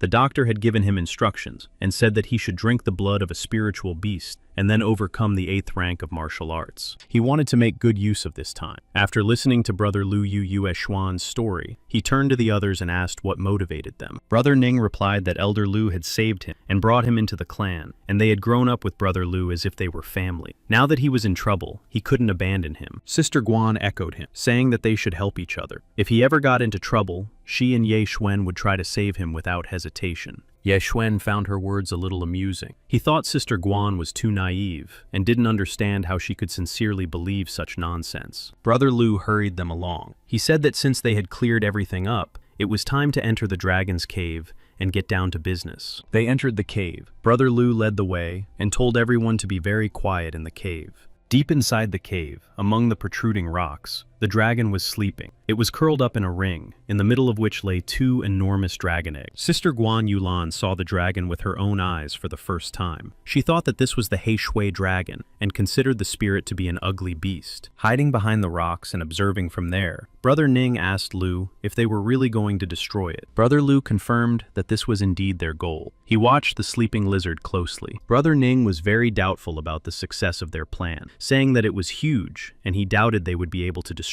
it. Brother Lu assured him not to worry, because he had a plan that he had been planning for a long time. He placed a vial of green liquid in Brother Nin's hand, saying that it was a special poison. It couldn't destroy the dragon, but it would definitely weaken its power. Lu ordered Nin to take the poison and go to the edge of the cliff. All he had to do was pour the poison from the vial directly onto the dragon from above. Ning replied that he was very afraid. He told Lu that he was apparently not as brave as his brother. Brother Lu reassured him. He said that he just had to pour the poison. There was nothing dangerous about it. They would destroy her as soon as the medicine took effect. Ning reluctantly agreed to participate in all this. Yixuan sensed something was wrong. Brother Ning made his way to the very edge of the cliff. The dragon was lying directly below him. It was asleep. Ning felt himself shaking with fear. He began to open the vial of poison with trembling hands. His hand shook, and the vial slipped out of his hands. The poison fell rapidly, right above the dragon. It was a complete fiasco, and Ning understood that. Brother Lu shouted at him that he was doing something completely stupid. He understood that the vial would break, and then the dragon would wake up. And that's exactly what happened. The vial of poison hit the ground, and the green liquid spilled out, missing its target. The dragon, who had been asleep until then, woke up from the noise. His eyes opened and lit up with a bright, threatening light. The next moment, the dragon roared and soared upward. His scales stood on end.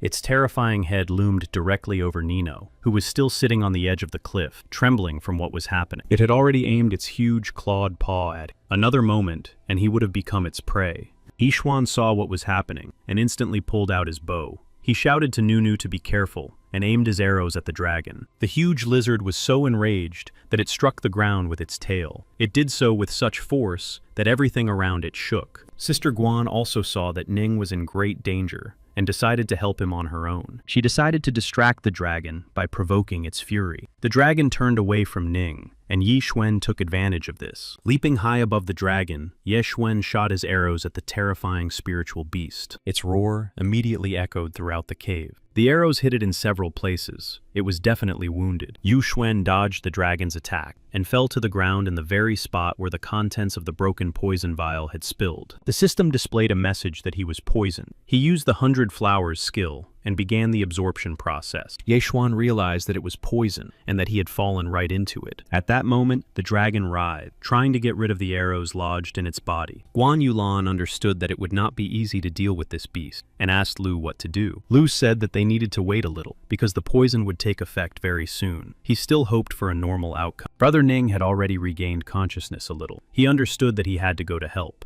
However, the dragon caught him with its tail, and he fell off the cliff. He caught the dragon's egg without even noticing, and it broke. Lu Guan Yulan and Yi Xuan realized that this was very bad. The dragon froze, its yellow eye glowing in the darkness of the cave. The scene was terrible. He noticed that he had lost one of the eggs. Brother Lu said resignedly that they were now even closer to failure. He was not happy about this at all. The dragon went berserk after what Nin had done. Its huge mouth opened in a roar, ready to swallow them all at once. Ye Xuan had just thought that this was bad when, right in front of him, his sister Guan first flew up and then immediately began to fall down. The dragon was furious. He rushed around the cave, destroying everything in his path, and he hit the girl. She fell, groaning in pain. The next victim was Ning. He was closest to the lizard. The dragon lunged at the boy. Ning jumped to the side, literally a meter away from the dragon's fang. However, this did not save him in the end. The blow reached its target. The dragon closed its mouth, and blood gushed out. Nina was no longer alive. Yi Xuan assessed the situation, and, using his speed, found himself at the top of the ledge, taking a comfortable position for battle. He calculated the trajectory of the arrow and drew the bowstring. There was little chance of success. His gaze was focused. He wanted to hit the dragon with a precise shot, and he succeeded. Brother Lu exclaimed enthusiastically, praising Ye Xuan for his accuracy. The arrow hit the dragon right in the eye. The dragon became enraged and was ready to attack. After all these attacks had only wounded him, but not pierced his scales completely. Brother Lu decided to help Yi Xuan, who was standing in front of the dragon and ready to repel its attacks. He jumped up sharply and leaped onto the dragon's back. He had a sword in his hand. He struck the dragon in the neck with it. Brother Lu managed to pierce its armor. Dragon blood gushed from the wound. The spiritual beast's gaze faded, and ice crystals began to form around it. It seemed to be turning into a glass statue. Yixuan and Sister Guan watched the last moments of the dragon's life. A few moments later, it fell right at Guan's feet. Lu's low-level blade was able to pierce the dragon's armor, and it finally froze. Guan was losing her last strength. Ye Xuan leaned over her and asked if she was okay. Guan stared intently at Lu's blade, but said that she was fine. Brother Lu noted that his sister was right, as always. Only a spirit weapon could pierce the armor, and only he knew this. Guan Yulan said that fortunately, Brother Lu had prepared well for this trip. Otherwise, they would not be alive now. Ye Xuan confirmed this. He said that they had dealt with that, but where could they get the antidote now? Sister Guan perked up and asked Ye Xuan what kind of antidote it was. She didn't know who it was for. Lu looked down at Ye Xuan and replied that he didn't think he would notice that he had stepped in a poisonous puddle. Spreading his arms with a smile, he said that he did not have an antidote with him. From his answer, it was clear that he had planned everything. Only now did Ye Xuan figure out Lu's plan. From the very beginning, he had planned to get rid of them. Lu looked at everyone and replied that he wanted not only to eliminate them, but also to take their blood, every last drop. Guan did not recognize Lu. She said that he was strange, and asked him why he was hurting people. Brother Lu just spread his arms and replied that Sister Guan had always been too naive and virtuous. Guan was very upset. On top of that, she suddenly felt ill. She clutched her chest and groaned. Brother Lu was already anticipating feasting on fresh blood. He thought it would happen very soon. He ran his finger along the edge of the blade and said happily that it was time. Guan realized that he had poisoned her too. It seemed that the poison had begun to take effect, and her sister was feeling very ill. Drops of blood appeared at the corners of her lips. She began to cough. Ye Xuan supported Guan in every way he could. Even now, he stood holding her slightly. He only wanted to know from Brother Lu how he had made the poison. Lu just chuckled ominously and said he had decided to give them a hint. He added that he had given them all some qi ointment. Ye Xuan understood what the clue was. Lu had simply mixed his poison into the ointment they had all rubbed on themselves at the entrance to the cave. Brother Lu noted that Ye Xuan was very clever. However, looking at him, he added that it would not help any of them now. Lu had added chaos grass to the qi ointment. The grass is not toxic to the body in its pure form, but as soon as it came into contact with any poison, the effect of the poisoning increased several times over. Ye Xuan thought that it was no wonder that as soon as they reached the cave, the system immediately gave him its hint. Lu raised his hand, in which he held a bloody ball. It was a spiritual beast pill.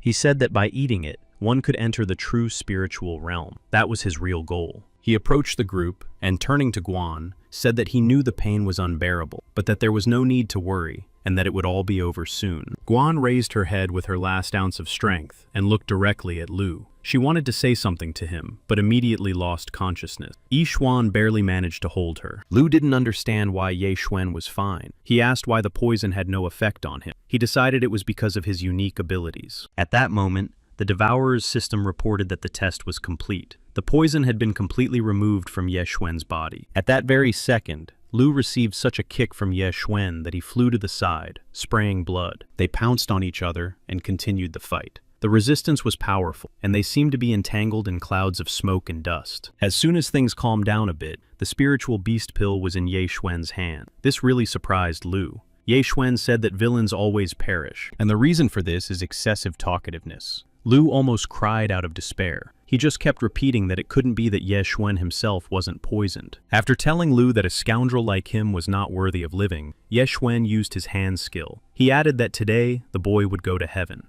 Fear appeared in Lu's eyes. He could not resist Ye Xuan. He could feel it. The young master headed straight for Lu with his fist. At that moment, Lu's grandfather, the clan elder, appeared next to him. He was about to hit Lu, but Lu was taken away from that place in time, and Yi Xuan's fist hit the stone floor of the cave. The young master failed to finish what he had started. Lu shouted joyfully for his grandfather to destroy Ye Xuan and take the beast's pill. Ye Xuan recognized Lu's grandfather as the elder of the Scattered Cloud clan. Only now did he understand who this guy was. The elder threw Lu over his shoulder and declared that the beast was returning, and they had to leave. He himself was wounded. Ye Xuan thought it was very bad that the dragon was returning. It turned out that they had only neutralized it, but not killed it completely. Guan remained unconscious. Ye Xuan picked her up and headed for the cave exit, but they did not manage to leave the lair of the spiritual beast. They hid behind a large rock. At that moment, a cobblestone fell nearby. The dragon flew into the cave, sniffing around as if it had lost something. It destroyed everything in its path. Ye Xuan thought that this old man and his grandson were no fools. They had planned everything from the beginning, and were going to kill everyone here. The lizard saw the dragon's egg. They were lying where the dragon had guarded them. Only one was broken. When the dragon saw this, he flew into a rage. His eyes filled with blood, and his scales stood on end. The clan elder saw that the spiritual beast was enraged, and decided to get out of there as quickly as possible. Ye Xuan thought that this was a battle with the true dragon He Shui, and that they had no chance. Standing behind a rock, Ye Xuan thought about how the dragon He Shui and Old Man Lu had come out of the water. Ye Xuan took his bow out of his spatial ring. He knew that battle was inevitable, and it seemed that his true moment had come. He pulled back the bowstring and took aim. Grandfather Li ran with his grandson in his arms toward the cave exit. He wanted to get away from there as quickly as possible. Ye Xuan pulled back the bowstring, took careful aim, and released the arrow. It hit the stone arch above the exit. There was an explosion, and a shower of rocks blocked the cave exit. Grandfather Li started yelling at Ye Xuan, asking why he did that. The dragon was really close. He was about to say that it looked like the guy was going to die here today, but at that moment, the dragon's claw pierced his chest. Ye Xuan continued to shoot arrows at him, replying that whether he died here today or not, it shouldn't matter at all. The young gentleman quickly fired several arrows from his bow, aiming specifically at the stone arches of the cave. A heavy rockfall began, and the dragon was slightly hit by the boulders. It roared with rage, while Ye Xuan hid behind a rock. He tried to buy himself and Guan some time to escape from the cave. Ye Xuan lifted the girl into his arms again. She was still weak and completely unconscious. He could feel her strength leaving her. Time was running out. Ye Xuan ran to the exit and found a way through a river hidden under the rock. He dove into the depth. Holding the dying girl close to him, Ye Xuan swam to the cave exit. The dragon realized that his attackers were escaping into the water and just roared with rage. Ye Xuan knew he had very little time and called upon the blood consumption skill system. It reported that the exchange had been successful and that Ye Xuan had spent 230 devourer points on it. After a while, he and Guan, in his arms, surfaced at the foot of He Shui Mountain. They were so close to death. However, Ye Xuan looked around and decided that it would definitely be safer for them to stay here for the night and rest. He decided to stay away from the place where the dragon lived. With Guan in his arms, he ran deep into the forest. A little later, he stopped to set up camp and lit a fire. Guan was burning with fever. He knew that the poison would soon spread throughout her body, and if it was not removed, it would be too late for her. Then he suddenly remembered that he had recently consumed the blood of Bai Hua himself. Ye Xuan decided that his blood might already be purified. He lifted Guan by the shoulders and sat her down next to him. He thought that he simply had no other option to save her life. He cut his arm with a knife and let Guan's lips touch the blood. He knew it would not be easy. The girl's body had to fight the poison on its own. He laid her on the grass. She was barely breathing, and Ye Xuan took a desperate step. He decided that she would definitely forgive him for this, and after drinking a little blood from the cut, he leaned toward her face. He let it flow into her mouth. It was like a kiss, and after a while, Sister Guan suddenly opened her eyes and saw Ye Xuan's face in front of her. The image was still very blurry, but she came to her senses, and her body began to fight the poison and purify itself. Ye Xuan laid the girl down on the grass, and she fell into a deep sleep. She still needed to regain her strength before she could fully recover, but he had saved her. Looking at Guan's rosy cheeks, Ye Xuan decided that she seemed to be much better. He realized that it didn't take that long to purify her blood, and then he felt dizzy. This was unusual for him, and he decided that he himself had lost too much blood from the cut. Before he could do anything, he suddenly lost consciousness and collapsed directly onto Guan's body. Morning came. Birds sang in the trees. The girl woke up first and was surprised to see the young gentleman lying on top of her. She was embarrassed by his behavior and even slapped him in the face. He woke up and she began to apologize. Ye Xuan replied that it was not her fault, but his. Last night, he had removed the poison from her body. He asked how she was feeling. She replied that she still felt weak, but that it didn't matter anymore. Ye Xuan replied that it was wonderful. He brought her a bottle. Ye Xuan told Guan that she needed to drink it. It would help her recover faster. She took the medicine, and the young gentleman told her that it was made from secret herbs that couldn't be bought anywhere. After drinking it, Guan said that it was a very pleasant and good medicine. She already felt much better, Looking at the mountain, she said that it resembled the ridge of the 18 mountains of Lanyun. She added that she was lucky not to have fallen into the hands of monsters. She remembered how she had lost consciousness in the cave. Ye Xuan replied that he didn't think they were particularly lucky. He took the very same spiritual beast pill he had taken from Lu out of the inner pocket of his robe. Guan Yulan looked at the young master in surprise. She knew what it was. He said that he believed it was the energy of the pill that was keeping the demons of the Lanyun Mountains from attacking them. Ye Xuan thought to himself that it was good that he had at least remembered to take it with him. It was luck. Guan asked him what had happened in the cave after she lost consciousness. She didn't remember anything. Ye Xuan told her that Lu Puping wanted to kill her and all of them. However, he managed to subdue him. Then, unexpectedly, an old man appeared. He ran straight out of the water and turned out to be Lu's grandfather. Guan asked if the clan elder himself had arrived there. She was very surprised by this and wanted to know how he got there. She kept asking Ye Xuan to tell her what happened next. He smiled at her and replied that the dragon attacked them all again.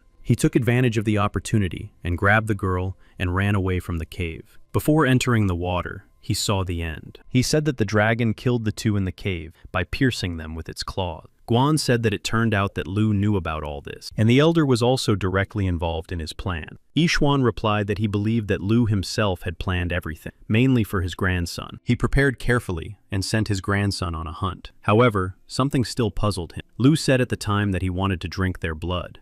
Ye Xuan did not understand if he was using something sinister. Guan said that she did not fully understand it either. She asked what they were going to do. Many members of the clan had seen them, but most of the team had not. Ye Xuan stood up and said that when they returned from the mission, Elder Lu himself appeared. He took several young disciples on a mission, and he knew nothing more about them. Guan replied that it sounded good.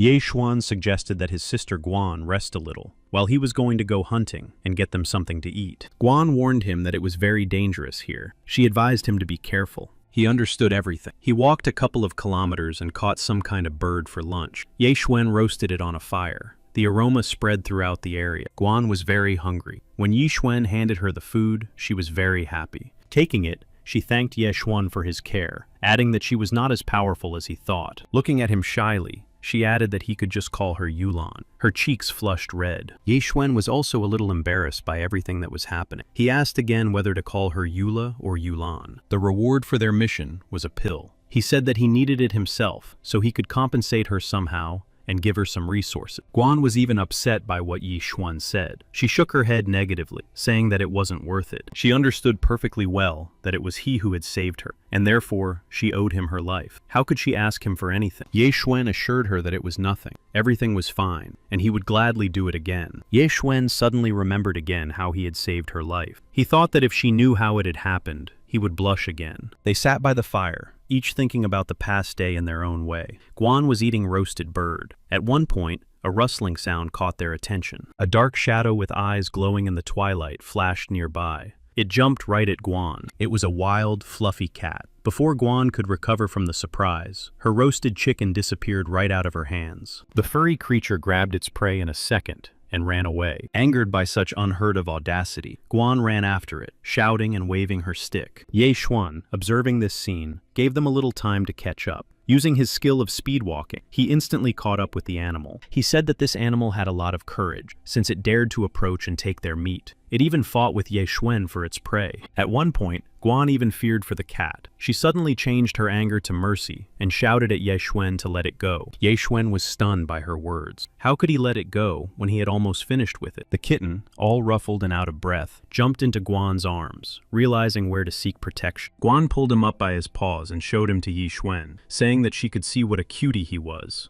It was a male kitten. Ye Xuan thought to himself that the animal was not cute at all, and wondered if she had stopped him because of this monster. However, he kept quiet. Seeing how much Yulan liked this kitten, he decided to leave it alone. The girl began to gently stroke the cat's fur. Guan hugged the kitten lovingly, but the kitten was uncooperative at first. It was a little wild and not used to gentle hands and care. She didn't know how to hold it. It scratched and meowed loudly. Its whole appearance betrayed its discontent. Such a beast would be difficult to tame. Ye Xuan decided to help Guan. He said it was easier than she thought. He turned to the good behavior purchase system and made an exchange. The system showed that the exchange was complete. As a result, only 10 Devourer points were spent. Guan saw a glass bottle with green balls in his hand and asked with interest what it was. Ye Xuan replied that they were pills for good and obedient training. He said that they could be used to make the cat obey its owner. He picked up the kitten and put a pill in its mouth. It fell asleep immediately. Guan was very worried. However, Ye Xuan explained to Guan that the kitten would become calm towards the first person it saw immediately after waking up. Ye Xuan handed her the peacefully sleeping kitten. She carefully took the animal. When the kitten began to wake up, Guan's image was reflected in its eyes. The pill had worked immediately. The girl looked into its eyes and exclaimed admiringly how beautiful and cute they were. The kitten didn't let her finish and threw itself into her arms. Ye Xuan handed her a bottle of pills and told her that they would gradually improve it, overcoming the limitations of its own pedigree. There were 10 pills in the bottle. He advised her to give it one from time to time, and when it had consumed all 10, it would recognize her as its owner. She was so grateful to Ye Xuan for his care and for the new pet that she asked the young master to give her kitten a name. Ye Xuan was embarrassed, but after thinking for a moment, he suggested naming him Qin Yu. He thought the name suited him. Guan liked the nickname. She began to call him that. Everything was wonderful. Suddenly, the kitten became alert and pressed closer to Guan. They heard the crackling of trees, and a face appeared from behind the bushes, shouting to someone that he had found them. He told his master about it. Then, the first to emerge from the bushes was the terrifying and awkward Zhang Xiang. He saw Ye Xuan and said in his nasty voice that he was hiding here. He was curious to see who would help him in the fight this time. Ye Xuan was very surprised to see him. He thought that since then, the little guy had understood everything and would no longer pick a fight with him. Guan was surprised by another man walking next to Zhang Xiang. She knew who he was and called him by his name, Fan Yue. He was a tall, dark-haired man with a stately build. He turned to Sister Guan and said that they hadn't seen each other in a long time. He walked straight up to them, which made Guan unhappy. She didn't want him to come near. Zhang Xiang stuck out his snake-like tongue and yelled that it was Ye Xuan who had broken his arm back then. He had brought Fan Yue to settle the score with the young master. Ye Xuan calmly said that it had only been a few days since his arm had healed. He added that it was his father who had hurt him. Guan warned Ye Xuan to be careful with the leader. He was the son of the Fan family in Nanyang, and moreover, a follower of the Split Heaven clan. During last year's competition, he had already reached the 9th level of martial arts. The girl looked at this man with horror. Guan added at the end that he was a cruel and inhuman person by nature. Many brothers and sisters had died at his hands. Ye Xuan listened carefully. Fan Yue told them that they were brave to dare to harm his clan, and that they would pay for it with their lives. Ye Xuan replied sharply that he thought they would not succeed. He looked straight at his opponent and showed his determination with his whole demeanor. Fan Yue flew into a rage and immediately responded to the young man's insolence, telling him not to be so cocky. He ordered the son of the city's ruler to attack, and together with Zhang, they rushed at Ye Xuan with the intention of killing him and Guan along with him. Standing next to Guan, Ye Xuan told her that he would take care of the 3 of them and leave the rest of the enemy to her. Guan realized that they would have to fight together. She replied to Ye Xuan that she was ready to go with him to the end and accepted the fight.